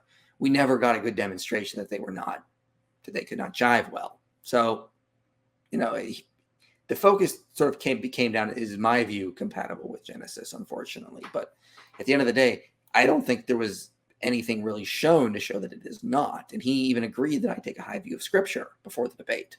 So if he agrees with me, I have a hard time seeing how he can also say my view is not compatible with the Bible. Yeah, that's a really good point. So I think his approach was to say, hey, if I discredit Michael's view, then that means that there's no good views out there, or no views that Michael has proposed, and therefore I win the debate. I think that's his approach there, which you're right that, I mean, I guess, I don't know. Yeah, what you said. From the 1800s to today, there has been this revolving carousel of disparate and difficult arguments to try to make the Bible say or be compatible with something that it's not. And so we've gone through gap theory, we've gone through day-age, tried out framework hypothesis. We've got other trendy approaches that are going on right now that are not going to survive the day. And the one constant that's been there the whole time has been Young-Earth creation. And it's, we are stubbornly still here. And that might embarrass a bunch of people, but it's because this is the natural way to read the text. And the deeper you go into the text, the more it makes sense. Sorry, no follow-ups. Apologize. I can't follow up? No. Oh, dang it. Okay. Yeah. Okay, so this is going to be your favorite question of the night. I know you were basically having like a aneurysm on the stage there for a second for this one. So he says, gap theory, day-age, framework hypothesis, other trendy approaches that aren't going to survive the day. And then he says, and the one constant that's been there the whole time has been a Young-Earth creationism. Okay, Dr. Ross is just absolutely wrong about this. And other people actually went up and talked to him about this after the debate. So this is just not true. We know in the days of the early church, a lot of early church fathers took a metaphorical reading or an allegorical reading of Genesis, like Clement of Alexandria. They did not think the days were literal. Athanasius, for example, is another one. Augustine as well did not. They thought the days were metaphorical. They did not think God literally took 7 days to create everything. By the time you get to like the 1700s, Young-Earth creationism is fading out at the rise of geology. And Michael Roberts will note, who's an historian, the majority view at this point seems to be the chaos restitution view, which held to some sort of old Earth view. By the time you get to the 1800s, Michael Roberts and Ronald Numbers will note is that Young-Earth creationism had mostly died out. The spiritual geologists were like the last stronghold, and they died out by about the 1850s. The only group at this point holding on to Young-Earth creationism was the Seventh-day Adventists, but mainstream Christians were not. When the anti-evolutionist movement gets going in the 1920s, it's all old Earth creationists, minus the Seventh-day Adventists. Okay, you don't get Young-Earth creationism rising in the church until you get the Genesis flood from John Whitcomb Jr. and Henry Morris. Prior to that, it was a very, very, very minority view. As far as we can tell in the 1800s, we don't see any people writing about it after the spiritual geologists. And then you see this rise once again in the late 20th century. So for him to say that Young-Earth creationism had been this constant, it's just false. I don't know if he didn't know this or he doesn't, like if he's not aware of the history, but that's just not true. Young-Earth creationism was not the only, like the Young-Earth creationist view that the earth is only 6,000 years old and God created everything in 6 days. That view was not the only view in the early church. And that view had mostly died out, if not entirely, by about the 1850s. And then it had a revival because of Seventh-day Adventism started to seep back into mainstream Christianity. So for him to make these claims, they're just factually, they're just historically wrong. They're factually incorrect. And if you study the historians, they'll point this out. Unfortunately, I couldn't respond to the debate, but that's just the truth. Cameron says these are the rules. Yeah. Well, I mean, those are the rules, but I mean, he just put out a bunch of, here's my thing when you do that kind of stuff. You just set your audience up for failure. I try to make sure I don't give inaccurate information. I'm not perfect at it, but I try not to. Because I don't want to set my audience up for failure. All he did is he set up Young-Earth creationists to go out and say that. And then they'll get in conversations with my followers that will just blow them apart. Yeah. Okay. So a few thoughts here. All right. So Michael Heiser is obviously a big proponent of specifically the, 3 falls, not just one, in the Book of Enoch and all that kind of stuff. Mm-hmm. Second Temple literature.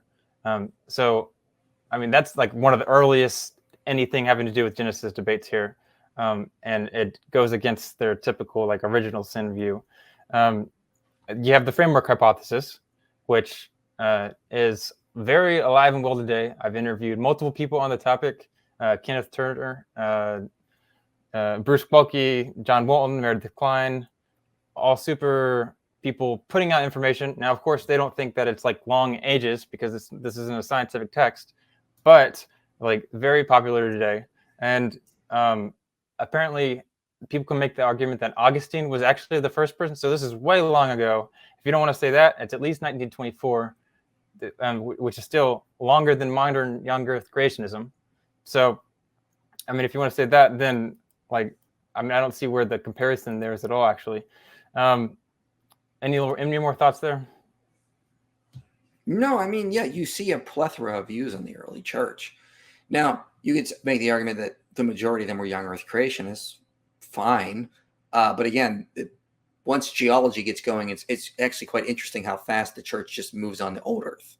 Like they don't go, oh no, we got to cling to this because the Bible demands it. No, once historical geology comes out and mainstream science starts to get developed, they just chaos restitution, gap theory, day age theory, like no issue. Like it wasn't a big problem for them. Young-Earth creationism, was just sort of pushed to the side because it was inconsistent with the data. Yeah. So Jonathan Sarfati in his book.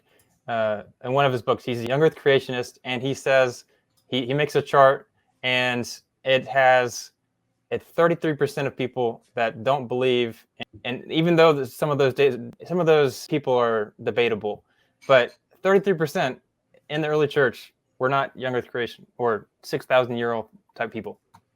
Yeah, they didn't believe in the each day was, God creating was literally doing that on each day. They thought the days were metaphorical. Yes, the word kol means all. And it can be, I ate everything on the table even if I didn't, right, that sort of thing.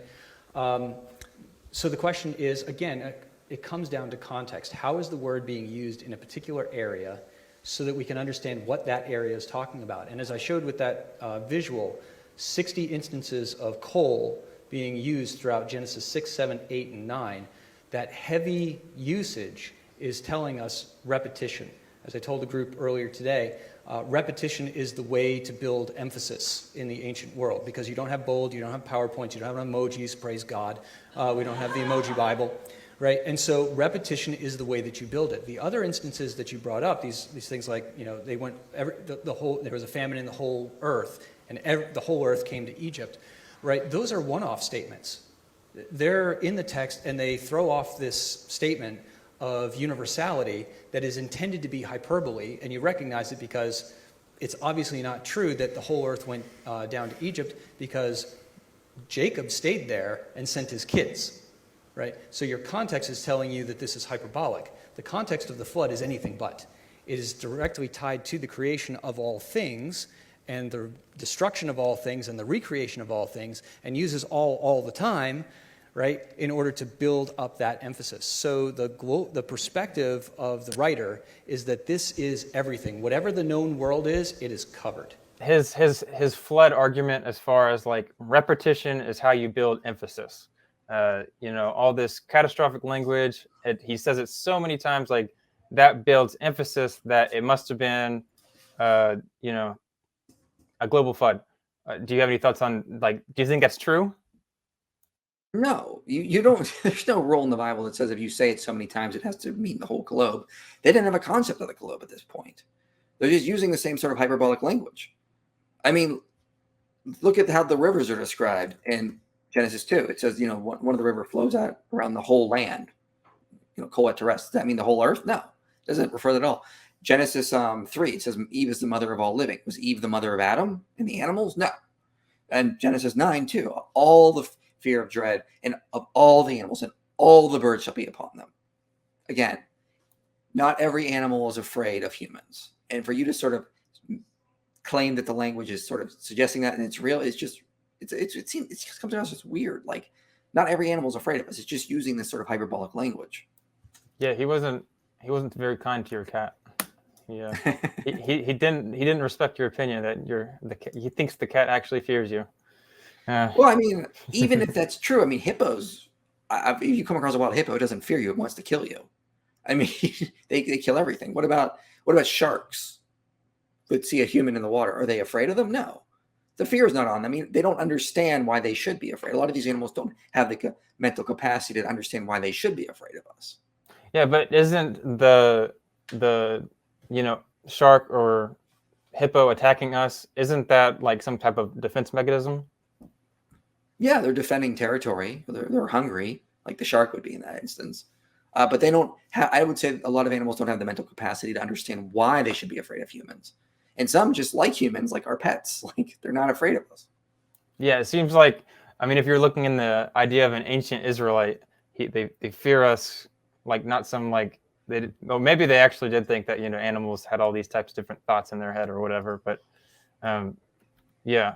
I think that seems to make more sense in the text there. And I would say, from my perspective on this, Romans 5 and 1 Corinthians are very, very clear that only those who come from Adam and physically come from Adam are capable of being saved. So whoever was living at in Mike's view, prior to Adam, but I would say anybody who was living even at the same time and was not genetically or genealogically connected to them, they're outside of the possibility of salvation through Christ, which I think puts us in a horrible, horrible theological position. I guess he's making the argument from Romans 5 that everyone before Adam doesn't have the ability to be saved. Like, do you see that in the text at all? No, I take the view that Genesis 1, all humanity, wherever they are, is given the image of God, and Adam is their priest. When he fell, all humanity fell with him. So, no, I don't see that as a problem, because I don't think we all have to be connected to, like, related to, every human has to be related to Adam for this to work. Although I think everyone today is descended from Adam, I don't think every human had to be descended from Adam. Just like today, we don't all have to be directly related to Christ, as in being like descended from him, to be saved by Christ. We can be saved in Christ, that we are grafted into him. He's our representative.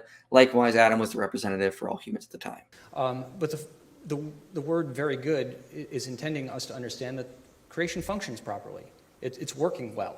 God made it, it's operating, and it's healthy in a sense. And I would say that the overall image that we're getting from Genesis chapter 1 and chapter 2 is that there is a harmony of nature that is different from the disharmony that we see today. I did find it interesting that one point where he described what very good means. It was like he basically described his view, and it was the same thing as yours, and then he just kept going. I thought that was, I was like, oh, okay, that's my view right there. Cool. And I would say in response that the mathematical modeling that Josh uses in genealogical Adam and Eve doesn't work, and that the most recent modeling for genealogical models would only allow a universal ancestor to all of humanity somewhere between 50 and 100,000 years ago, not a few thousand years ago. You can read that in the paper by Kelleher et al., 2016. It's cited in Josh's book, but their model says a recent genealogical Adam and Eve is not possible. Joshua Swamidass, when he kind of like critiqued Joshua Swamidass's view there with Keter et al. I haven't looked into it. I'm gonna. Okay, so yeah, this is. I was actually a little dumbfounded that Dr. Ross did this. He should know better. Swamidass responded to him on this, and he's claiming that this Keller et al. Study that Swamidass cited shows that genealogical descent would take 100,000 years. Okay, well, Swamidass responded, and here's what he says. I got it up here right here. He says, where should I start? I explained this study's finding at length, citing it 5 times. This is Swamidass talking in response to Ross directly on henrycenter.edu. It says, this study considers a counterfactual world in which our ancestors travel only a few kilometers over the course of their entire lifetimes. In the imaginary world, I agree that universal ancestors take more than 100,000 years to arise. But in the real world, we easily traverse a few kilometers in merely a 30-minute stroll. Moreover, the genetic evidence demonstrates unequivocally that our real history includes very long-range migration across oceans and between continents. So Dr. Ross is taking the study out of context. It's setting up an imaginary world where genealogical descent takes 100,000 years because humans only can travel a few kilometers. But we know darn well humans have traveled hundreds of miles, hundreds of kilometers. They've gone from continents, chasing herds or following different herds as they've migrated. So, when did he do this? Like, Swamidass responded to this in 2020. So 2 years ago. And this article was written directly in response to Dr. Ross's criticism. So he should know this. So really, Dr. Ross is misrepresenting the study that Dr. Swamidass used. And that was a shame. I couldn't believe that happened. I thought Dr. Ross was aware of Swamidass's criticism and how he pointed out that Dr. Ross is the one who misrepresented the study, not Dr. Swamidass. Oh, no, that's very interesting. You didn't see Swamidass's face. Obviously, we have the one camera view of all 3 of you guys, but Swamidass is obviously not in the camera. Did you look at his face when he said that? I didn't know where he was sitting at that point. But I talked to him after, and we were both surprised he said it, as we should be, because this Dr. Swamidass did not misuse the study. Dr. Ross is the one taking it out of context. Fascinating. Okay, so I know that for Dr. Ross, I know you've heard this objection before, but I got to ask. Plants and animals seem to have been created before humans in chapter 1. They were made on days 3, 5, and 6 before Adam. But in chapter 2, humans were created first, and then God formed the plants for Adam to cultivate and the animals for Adam to accompany. So if Genesis 1 and 2 are different versions of the same event, then how do you reconcile this at least apparent contradiction? That's a very good and perceptive question. Thanks for asking it. The plants that are talked about on day 3 of Genesis chapter 1 are the fruit trees and the plants that have fruit or have seed inside them. There's a big emphasis on seed and fruit in Genesis chapter 1, day 3. As we get to the opening passages of the Genesis 2 account, what we find are other words, other different Hebrew words that we translate as shrub, bush of the field, things like that. These are herbaceous plants that are doing different things that require human cultivation in order to thrive. And so the focus is different here. These are not the same sorts of things that are talked about on day 3, but rather, before there were any cultivated plants, the reason why there aren't any cultivated plants yet is there aren't people doing the cultivation. So it's not that there's no plants, that Genesis 2 is introducing us to some whole new world and it's completely different. Rather, it's saying, yeah, that stuff was already there, But now there's other things, and those aren't here yet because we don't have any rain, and we don't have any rain because there's no one to till the ground. And by the end of chapter 2, we've got somebody in the garden ready to till the ground. There can be rain, there can be plants, there can be all that stuff. And as far as the animals go, sorry, just to finish that, one can translate the Hebrew in that in a slightly different way, say the Lord had formed, and a lot of times that's the way that other people have looked at that. It's simply the Lord formed, so you have to kind of import the idea of had formed, but it's a simple past, and it could be understood that way. I love this one. He mentions the had formed language in Genesis 2:8. Did you have any thoughts on that? I know you didn't comment on the video. Oh, so it's a sequential view. The question is it there he had put the man he had formed, or is it there he put the man he formed? And what happens is, like, I've heard so many scholars like say this, the silliest view is what the NIV does is they translate it had formed so they can make it so Genesis 1 fits with the text, but without it there, it doesn't fit with the text. Did you have any thoughts? Is this new to you, or do you have any thoughts? This is just sort of someone trying to say that maybe Genesis 2 contradicts Genesis 1. And I think we're reading way too much into that. I mean, I think I didn't really say much on it because I thought that's what Dr. Ross was directly addressing. Oh, well, I mean, you can still, you would just say that it's referring to something different, like when it. Yeah. I'll read. I didn't include the name here, but I'll read the quote here for you. So, the International Version employs the English past perfect or pluperfect verb tense to render Hebrew verbs in the converted imperfect past tense. Thus, in Genesis 2:8, the NIV says that God had planted the garden, implication on day 3 before the creation of man. And in Genesis 2:19, it reads, the Lord God had formed out of the dust of the ground all the beasts of the field, which is an implication that it's referring to day 6, when it's creation of humans. Both these translations violate the clear sense of the immediate context in Genesis or chapter 2. Genesis 2:5 states that before Yahweh God had created the first man, no plant of the field was yet in the earth. And it says no herb of the field had yet sprouted because the Lord God had not put rain upon the earth. This statement makes the translation had planted in Genesis 2:8 dubious in the extreme. Even more obviously, translating had formed in 2:19 is nonsensical when one reads verses 18 and 19 together when it says, then the Lord God said, it is not good that the man should be alone. I will make a helper for him. So out of the ground the Lord God formed, not had formed, a helper as his partner. So, like, scholarship everywhere I read, everyone that doesn't think that Genesis 2 is a recapitulation, everyone else thinks that this is like a crazy translation. Yeah, I think it is supposed to be formed.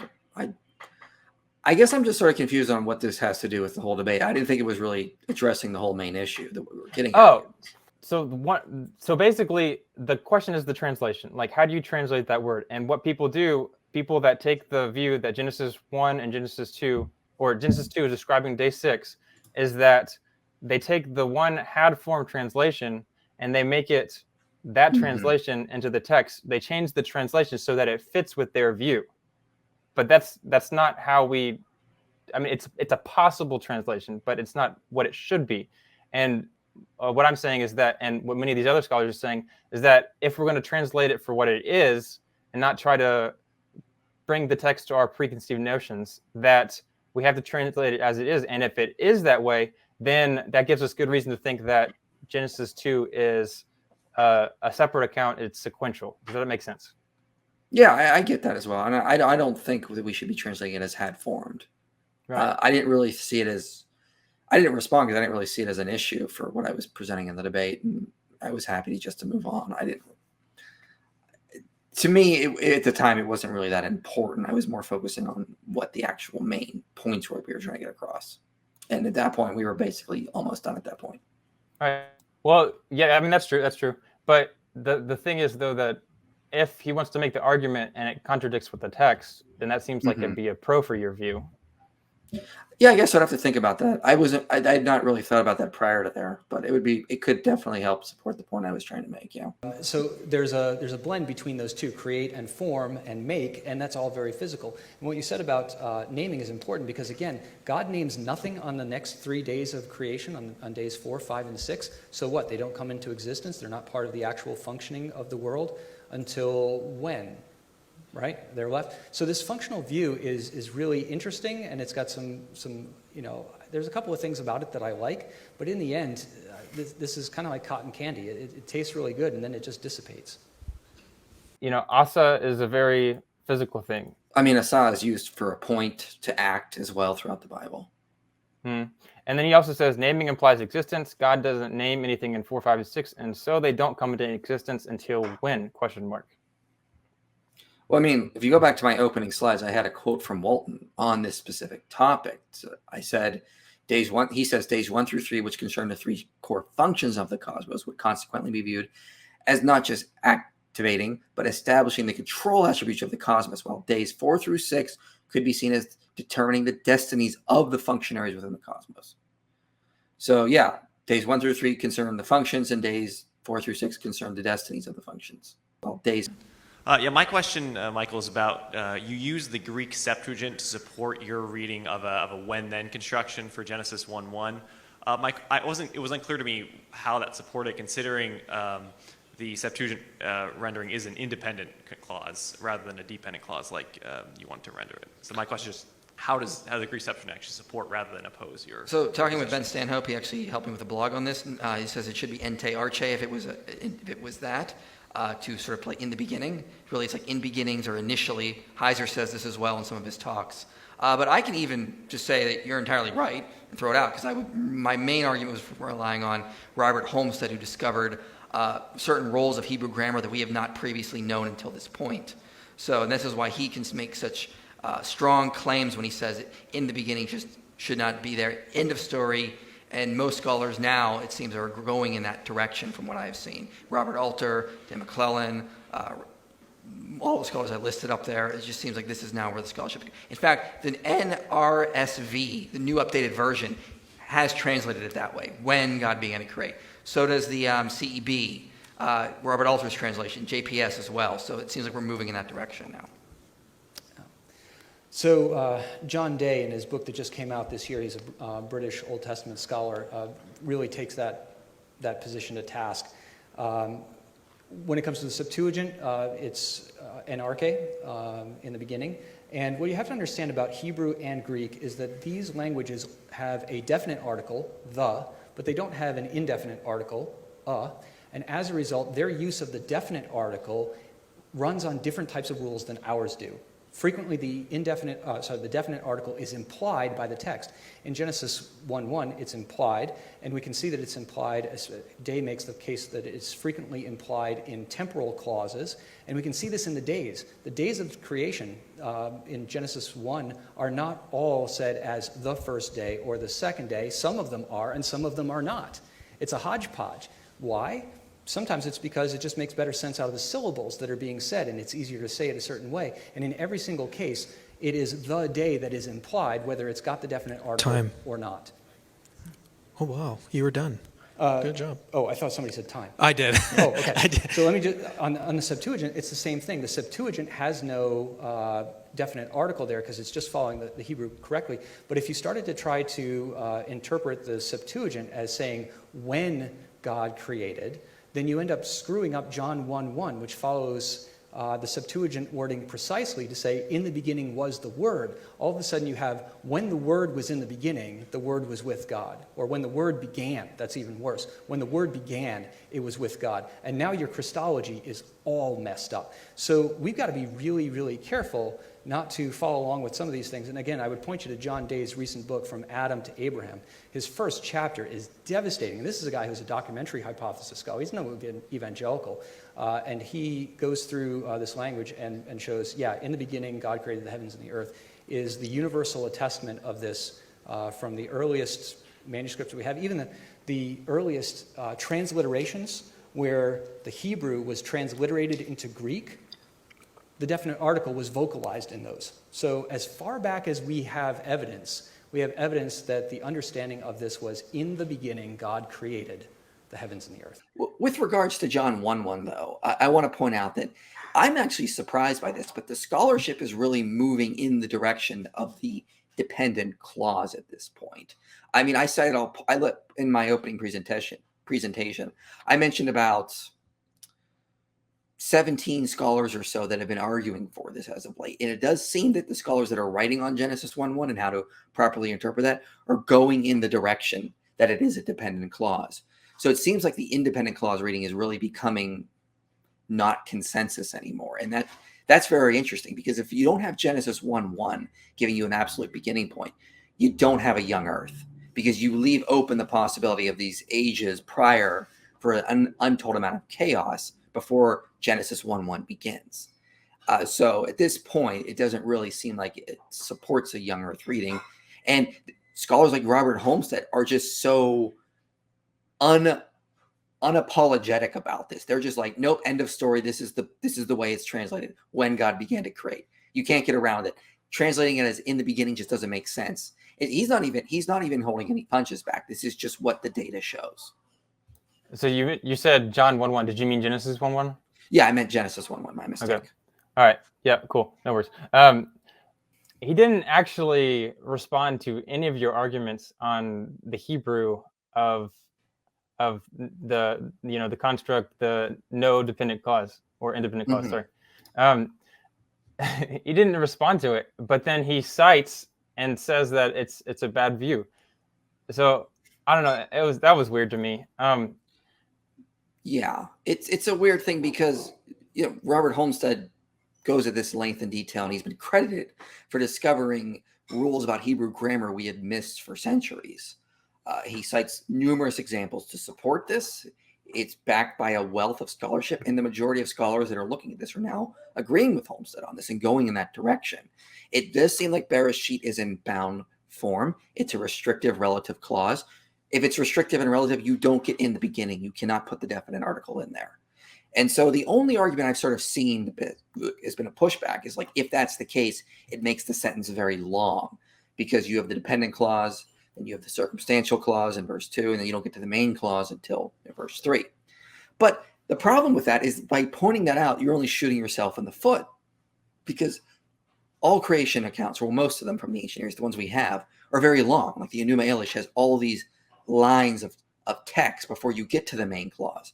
Same with Genesis 2:4, same setup there. And Genesis 1, you have all of these additional long lines of text before you get to the main clause. And we can see in the ancient Near East, that'd be the general way to open a creation account, with this very long form type of writing. So it doesn't really help them when they point this out. Yeah, but it's not even that. Yes, sure, it's long, but it's super awkward grammar, like super awkward. And that's also what we see in the other creation accounts. So, absolutely. Yeah. So you can say it is awkward. But I mean, that's what you would expect if you're going to open a creation account. It's that long, awkward grammar. So it actually fits with it. So despite them pointing this out. Dr. Marcus Ross at the end, here, he mentions John Day, and I don't know exactly what he was referring to. Yeah, I wasn't sure what he was referencing to either. I tried looking it up, but I couldn't find any results. Maybe I'm missing something. I would like to read what he says, but he seems to be going against the consensus at this point, because again, the majority of scholars seem to be going in this direction. I mean, like Ben Stanhope, Robert Alter, Martin Baston, Mark S. Smith, Robert Homestead, John Hobbins, Jack Sasson, Christine Hayes. I mean, even Richard Averback, for example. They all seem to be saying, yeah, this should be a dependent clause. So, I mean, I'd like to see what the actual arguments are, but it doesn't really seem like the scholarship is moving in that direction. It seems like it's moving in the direction of the dependent clause. And we also should point out that Bereshit or Reshit by itself, when it shows up in other places, it doesn't imply an absolute beginning point. For example, Amos 6:1, where it says the notable men of the first of the nations to whom the house of Israel comes. Okay, well, it doesn't mean like literally the first men of all nations. It's not using it in that sense. You could see similar constructs in Micah 1:3, where it talks about the beginning of the sin of the daughters of Zion, but it's not referring to the first time that any sort of daughters of Zion have ever sinned. Numbers 24:20 talks about Amalek as the first among the nations. It's not saying he was literally the first nation or the first ever. So, I mean, we got to be very careful with sort of saying that what we see in Genesis 1:1 is necessarily an absolute beginning. With the grammar and the word itself, it just doesn't seem to be pointing in that direction. So one of the best objections I've heard so far is, how do you explain? Okay, so first of all, Homestead notes in the paper that in arche, which is, in the Septuagint, that's Greek. It's very vague. It doesn't tell you exactly what, and it also doesn't have the awkward grammar of Genesis 1:1 in the Hebrew, which tells us that, as far as an issue with the construct, like, we don't have to worry about that.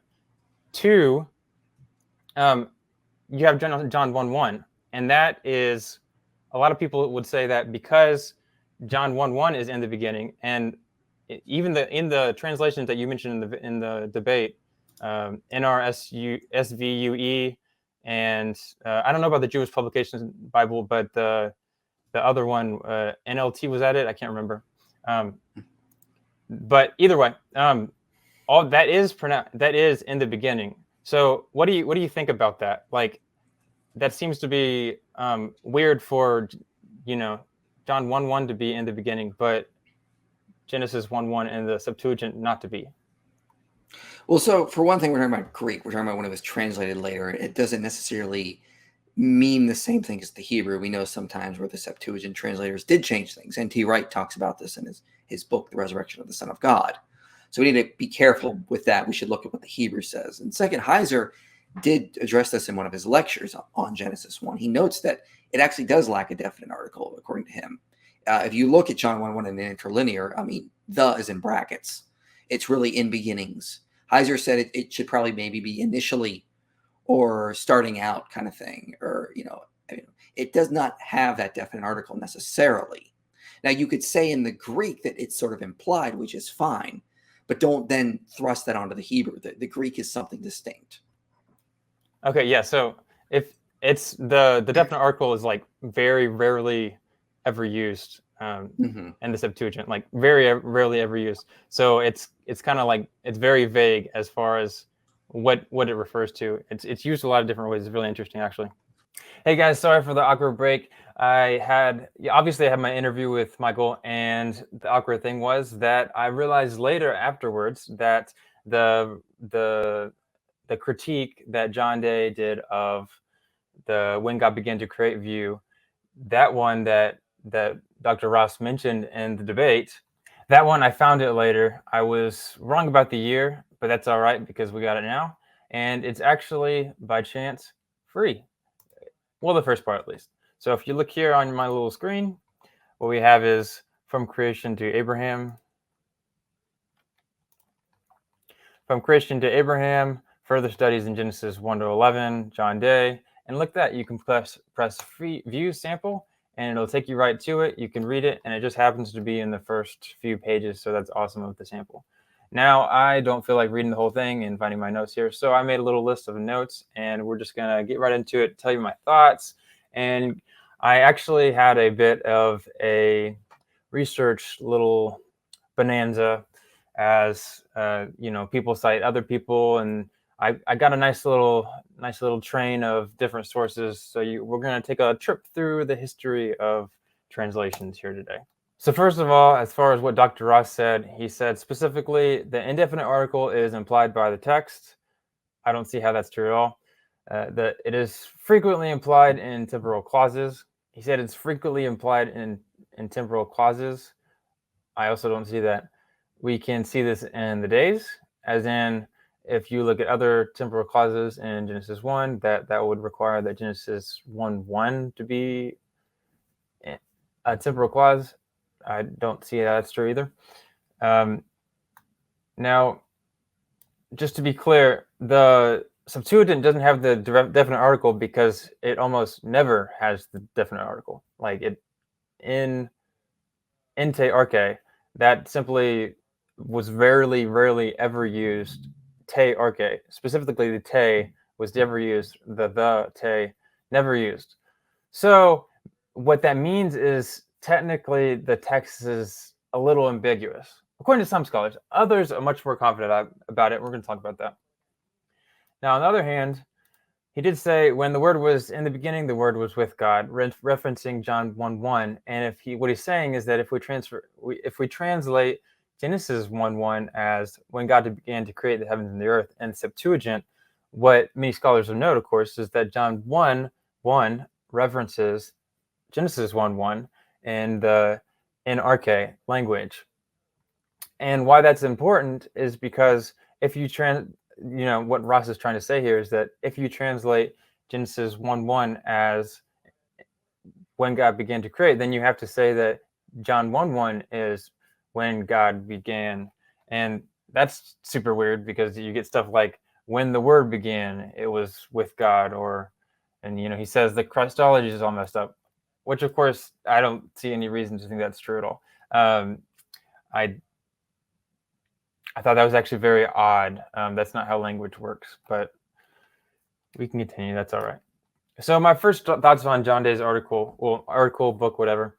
He mentions multiple arguments that people use to justify Bereshit being in the contract. Many of the ones he brings up aren't very good, so I don't really have much to respond to. On the other hand, he does say a lot of good things in his article, so it'll be interesting to talk about. On the other hand, it's not as great as Dr. Ross said it was, which was actually upsetting for me because when he really hyped it up, so I was really hoping for a solid critique. But we'll get into it. That's okay. So John Day says, if it isn't the construct, we might more naturally have expected the text to read Bereshit bara with the infinitive construct rather than Bereshit bara. This is true to a degree. So this is true. I just don't know how strong the evidence is for it in comparison to the overall scheme of things.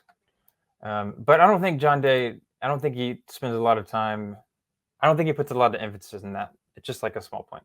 He does mention the famous Hosea 1:2 passage where there is undoubtedly a construct noun before a perfect verb. There are many others, though, and Dr. Sun and I spoke about many other instances where a verb of time, like biom or bet, were in the construct with a finite verb, which, of course, those are, as I specifically said here, verbs of time, and they're in the same form of Genesis 1:1, which is very important to mention because as we talk about in the video, these words are, well, Dr. Sun would argue that they're interchangeable at least. Oh, by the way, you definitely should check out this video. Here it is right here. Make sure to go check it out. My channel, What Your Pastor Didn't Tell You. And then we have, does this settle the Genesis debate? Genesis 1:1 correctly translated. Make sure to check that out. That is going to be really great if you want to really get into this topic and study it. Otherwise, we can just continue here. So he correctly says that the expressions of time often lack a definite article, and it doesn't necessarily mean it's in the contract. So, a popular argument in this conversation is that because Genesis 1:1 does not have a definite article, that means that it necessarily isn't, or it probably is in the construct. I don't know if that's completely true. There's obviously plenty of times where it is. Now, it might raise the argument just a little bit, but I don't think we can, confidently say that. I don't think we can confidently say that that's like the. I think there's a lot stronger arguments we can make. Let's say that. So later he says, another argument claimed in support of taking verse 1 as a temporal clause is that it would parallel other creation texts which begin with when. For example, Genesis 2:4b-7 and Enuma Elish. It should be noted that the parallels with Enuma Elish and Genesis 2:4b-7 are far from exact, as the passages this lacks the words in the beginning, and verse 5-6 refer parenthetically to what was not yet created, whereas Genesis 1:2 refers to precisely what did exist at the time. Enuma Elish likewise lacks the words in the beginning. It does not start with a construct and begins by recounting a time when there was no heaven and earth, rather than describing their initial creation as Genesis 1 does. Then it continues with a theogony of gods, and we have to wait till tablets 4 and 5 of Enuma Elish before we can read about the creation of heaven and earth. So this one really, I'm not a fan. I'm not a fan. The reason why I'm not a fan of this argument, is because he's kind of misunderstanding it. So the main argument is that we're speaking of the structure of all these different creation accounts. Oh, by the way, he doesn't mention Assyria Car 4 or Atrahasis. So once again, you'll see a theme of this is that it's not very in depth, which I don't really understand that. Like if you're gonna, I guess you wanted like a brief summary of like statements that could destroy the conversation, I guess. I don't know. But he doesn't mention like some of the really strongest evidence that's talked about in this conversation that we'll talk about later here. So coupled with the enumeration in Genesis 2:4b-7, that's at least 4 creation counts which have a dependent clause, circumstantial clause, and main clause. The argument is that such an odd structure seems to occur in creation texts in the ancient Near East, but it happens so often in creation texts that it can be a coincidence. His counter-argument seems to be that the 3 texts, Genesis 1, 2, and Enumeration, have different themes, vocabulary, and grammar, and therefore the structure isn't there. As Dr. Sun in our previous interview adds,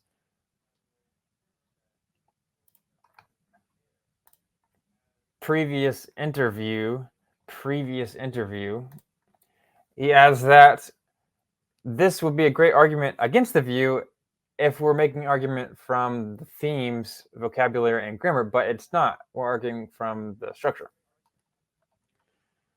To continue, he says, in reference to the traditional in the beginning translation, this was the universal understanding of antiquity for over 1,000 years up to the time of Rashi. Without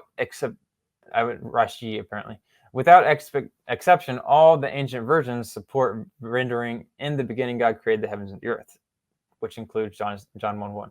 The earliest of these, the Septuagint, dating from the 3rd century BCE, a time when other parts of the Hebrew Bible were still being written.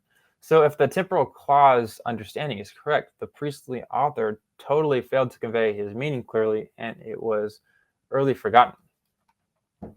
So this is, to a lot of people, is very strong evidence. I would say that it's definitely some evidence. Like, no doubt. It's super weird to say that the Masoretics, the Masoretes, the Rashi, Ibn Ezra, they were able to get it right, 880 onward, but everyone before that didn't, as far as our writings go. And what I've encountered, there's actually a lot of debate on this. So, first of all, you can see right here, you have the Targums, Onkelos, Neophiti, Pseudo-Jonathan, as well as the Subdue and Vulgate. Now, this is obviously going to be very strong if it's true that all of these should be translated in or at the beginning. We'll talk about that. So he then asserts that all the translations before the Masoretic text in question, had the in the beginning translation. This is understandable, as many who take Bereshit to be in the construct think Genesis 1:1 and the Septuagint refers to the absolute beginning. I'm sure he knows that others, like Homestead, have put forth arguments that texts like the Septuagint are vague at best, as there is no definite article te in between an arche. Heiser explains further here. If anybody knows Greek, we have NRK. We do not have a definite article there. To be really strict, you would say in beginning, or idiomatically, to begin with, or when God made the heavens and you initially would be a good word. Initially God created. But again, that leaves an incomplete thought. It feels like it's leading somewhere as opposed to being, definite point in time. And in the case of the Septuagint here, they do not have the article. But sometimes with the Septuagint translator, you don't know if he just doesn't know Hebrew that well. You don't know if he's just like, I just feel like paraphrasing a little bit today, or and it's uneven. Again, it's not done by one person. It's all the way across the board. And there are some things that just are completely unexplainable. I'll give you an example. Isaiah 9:6. And his name shall be called Wonderful, Counselor, Mighty God, Prince of Peace, Everlasting Father. All those names, none of them are in the Septuagint. There it says he shall be called the Messenger of the Great Council. I love that verse. Those of you who know me know I love that verse. But, I don't know if he's looking at a different Hebrew text that he's working with, or if that's just like something that popped into his head. Is it highly interpretive, or does he have a different text? It's hard to know. I mean, there are mechanical ways to try to come up with possibilities and sort of rank the probabilities, but, it's hard to know. Now, regarding John 1:1, this is actually super interesting. There's actually a lot of people are actually perfectly okay with saying John 1:1 is using the same words as the Septuagint does. The NRSVUE and the CEB CEB have no issue with John 1 being in the beginning, even though they translate Genesis 1:1 as when God began to create. The thing is that they are doing different things within the text. Genesis 1:1 is saying that the word was there from the beginning. Later, we will read a few translations of Genesis 1, which will explain this better. So Jack Sasson, the guy who's almost certain of this view here, he notes his reasons for accepting Bereshit and construct. Now, this is important to mention because Jack mentions some things that John Day doesn't, and I don't know if I'm giving a criticism of a view, like I don't know, maybe he just doesn't see this argument very strong. I don't know, we'll see. I personally think that this exegesis is really beyond dispute. First, because it is supported by grammar and syntax. Of course, he's referring to Bereshit being in the construct. Second, he's grammar and syntax, that's important. Second, because other creation narratives similarly open with temporal or circumstantial clauses. And he makes his argument like it's the context. So if we're going to think, all right, the original writer, what were they thinking in this time period? All the other creation counts, well, not all of them, but most of them have this nice, great little structure here. And I mean, flat out, Genesis 2 has it. And then why wouldn't Genesis 1? If it's a possibility, it seems like that definitely raises the probability there. Now, third, because the first, and his third reason, because the first of God's creative injunctions does not come until verse 3. Now, the only thing I would say to that is that someone like John Walton could say that Genesis 1:1 is a summary statement of the entire passage, which in that case, that would still be true that the first creative act doesn't come until Genesis 1:3 when God says, "Let there be light," which is all right, but I guess maybe Jack Sasson rejects that view and strongly rejects that view and thinks it's just not possible, I guess. So in justification of the grammar and syntax, he notes all the examples of Bereshit are in temporal clauses, and the examples of Reshit in the absolute state, with or without prefixed prepositions, are found only when the term is used in the ceremonial context. So this is all in Jack Sasson, Time to Begin. And at the bottom, he cites Skinner. Nope, I'm not supposed to read that. Awkward. But he lives out his evidence there. So unlike Michael Heiser, someone like Martin Bastian agrees that texts like the Septuagint and the Targums refer to Genesis 1:1 in that absolute sense. Now, this, of course, might be an issue to some people. He notes, while it may be true that this view of creation never became problematic in many Near Eastern myths, the idea that there was an unformed chaos before God began creating does not sit well within a monotheistic worldview, where God is the source of all being. In Hellenistic times, which is around the time of the Bible and specifically the New Testament. In Hellenistic times, the idea arose that such an uncreated chaos cannot have existed, and that the unique Godhead must have created the universe out of nothing, creation ex nihilo. And he cites 2 Maccabees as an example of this.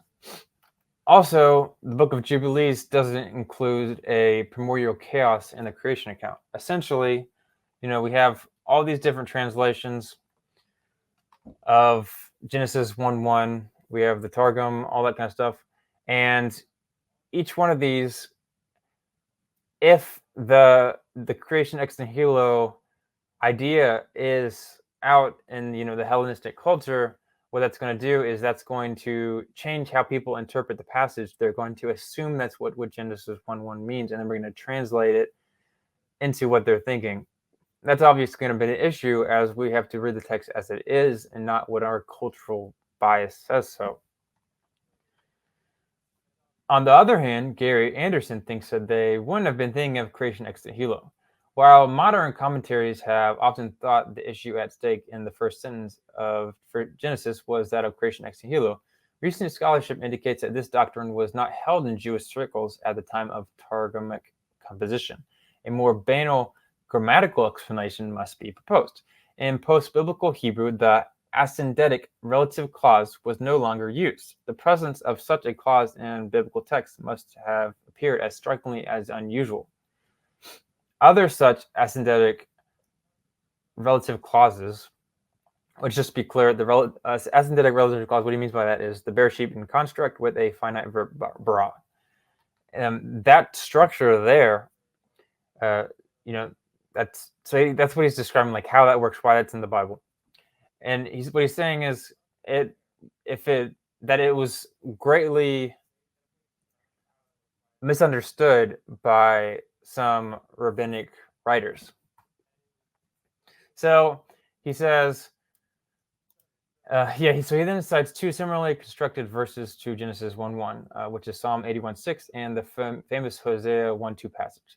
So this is very interesting. Okay, so Hosea 1:2 is like that's the text that Ibn Ezra uses, where he that says, oh, okay, so Bereshit can be in the construct because we already have this other passage, Hosea 1:2, which we know without a doubt, is in the construct, because it's tilahat, and the hat at the end, that means that it has to be in the construct, as Dr. Sun and I talked about in our previous videos. Make sure to check that out. Which means, it's supposed to mean when the Lord began to speak through Hosea. But it seems like the later translator in the 5th or 6th century, he wrote it as the Lord spoke first to Hosea. Now that's super interesting, because there's some people that are, Dr. Ross is like, you're trying to say that the writers before that, the earliest ones to the Bible, didn't understand the grammar of the Hebrew? How crazy is that? But then we have an actual example of them not understanding the Hebrew, which of course this makes sense. Okay, so first century to something like 100 AD to 500 AD, their early church fathers of Hebrew is pretty terrible. Well, I guess that's not relevant here because they're Jewish. But anyways, so it makes sense. I mean, from if we're looking back, like they don't have the computers we have today. They don't have the ability to look at the text. Sure, they like memorized it and all that, but people have bad memory. We have a lot more today that we can analyze the text, and that explains why Robert Homestead could make such a strong argument in his Genesis relative clause. Oh, by the way, here's his thoughts on the Septuagint and Genesis 1:1 and why it's vague enough to be when God began to create. The restrictive syntax of Genesis 1:1. Don't read that if you don't know Hebrew, but if you watch my video, then you can read it because you'll know Hebrew by then. Anyways, he mentions another text, Psalm 81:6. I don't want to get to that today because it's not as relevant, but it is an interesting verse if you want to look it up. In two introductions to Midrash. So like Bastian mentioned, the writers had trouble reconciling heaven and earth being created in verse 1, but chaos and void in verse 2. So he mentions the rendering of Genesis 1:2 by Targum Neophiti. It says, now the earth was tihi and bihi, meaning it was desolate with respect to people, and animals empty in respect to all manner of agricultural work and trees. This was like, what? They actually translated it this way. Like, you don't get that in the Hebrew, okay? And just to be clear, this is what Ross is citing as, the knockdown evidence to say that, it can't be when God began to create, because even before the Masoretic text, people were translating as in the absolute, and of course it is in the absolute here. That's true. Well, I guess there's a debate about that.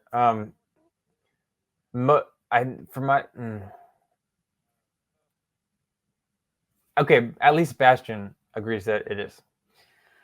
Gary Anderson also notes a series of super odd translations by the Targum translators. He says, a second means of understanding this clause is much more interesting, or much more interpretive, or monastic in nature. This tradition understood the phrase Bereshit to mean with, by means of, Dame Wisdom, God created. This translation is found in the fragmentary Targum and in Neophyte. From the beginning, with wisdom, the word of the Lord created and perfected the heaven and earth. With wisdom from the beginning, the Lord created and perfected the heavens and earth. So this was, this is like, what are we reading here? It's crazy. They really took some interpretive jumps in the Hebrew. As you can see, they've taken Proverbs 8:22 with references with God creating the world with wisdom, and they've thrown their own words in there. He continues this verse as well. Now look at Neophyte and the fragmentary Targum. It says, at the beginning with wisdom, the word of the Lord created and perfected the heavens and the earth. With wisdom, the Lord created and perfected the heavens and the earth. Now, what most people notice in this introduction of the word sakalel in the Targums, the inclusion of this verb alters the reading of Genesis 1:1 considerably. No longer can Genesis 1:1 be the first creative act in a chronological sequence of creative acts as it was in Onkelos and Pseudo-Jonathan. Rather, by including the verb sakalel to complete a crown, or to bring to perfection, these two Targums have removed Genesis 1:1 from the chronological framework. This is the view that most Young-Earth creationists take, that Genesis 1:1 is a creative act in itself. It removes it from the rest of the chapter. It essentially makes it a summary statement. Surely the Targumists did not intend us to think that God created and perfected the heavens and the earth and then performed the creative acts of Genesis 1:3-27. Instead, the Targumist has transformed Genesis 1:1 into a prefatory statement about the entire creation process. Now, Anderson later notes that it could be coincidental, but dependence is definitely possible, as John could be referencing an early form of Targum. Forgive my misspelling there. In other words, we don't know if John 1:1 has a different, maybe not even the Septuagint, maybe a different translation, maybe like a previous Targum, or maybe they're both referencing that, or it's also, of course, it's also possible the Targum is referencing John 1:1 and Proverbs. But either way, these super weird, interesting scenario here is what it means to me, at least, is that although I don't want to say that the writers, the translators of the Septuagint, which of course Heiser would say that we have to be honest with ourselves and realize, like, they made some absolutely crazy translations. They weren't perfect. There's multiple people. It was obviously going to be a really difficult job for them. At the same time,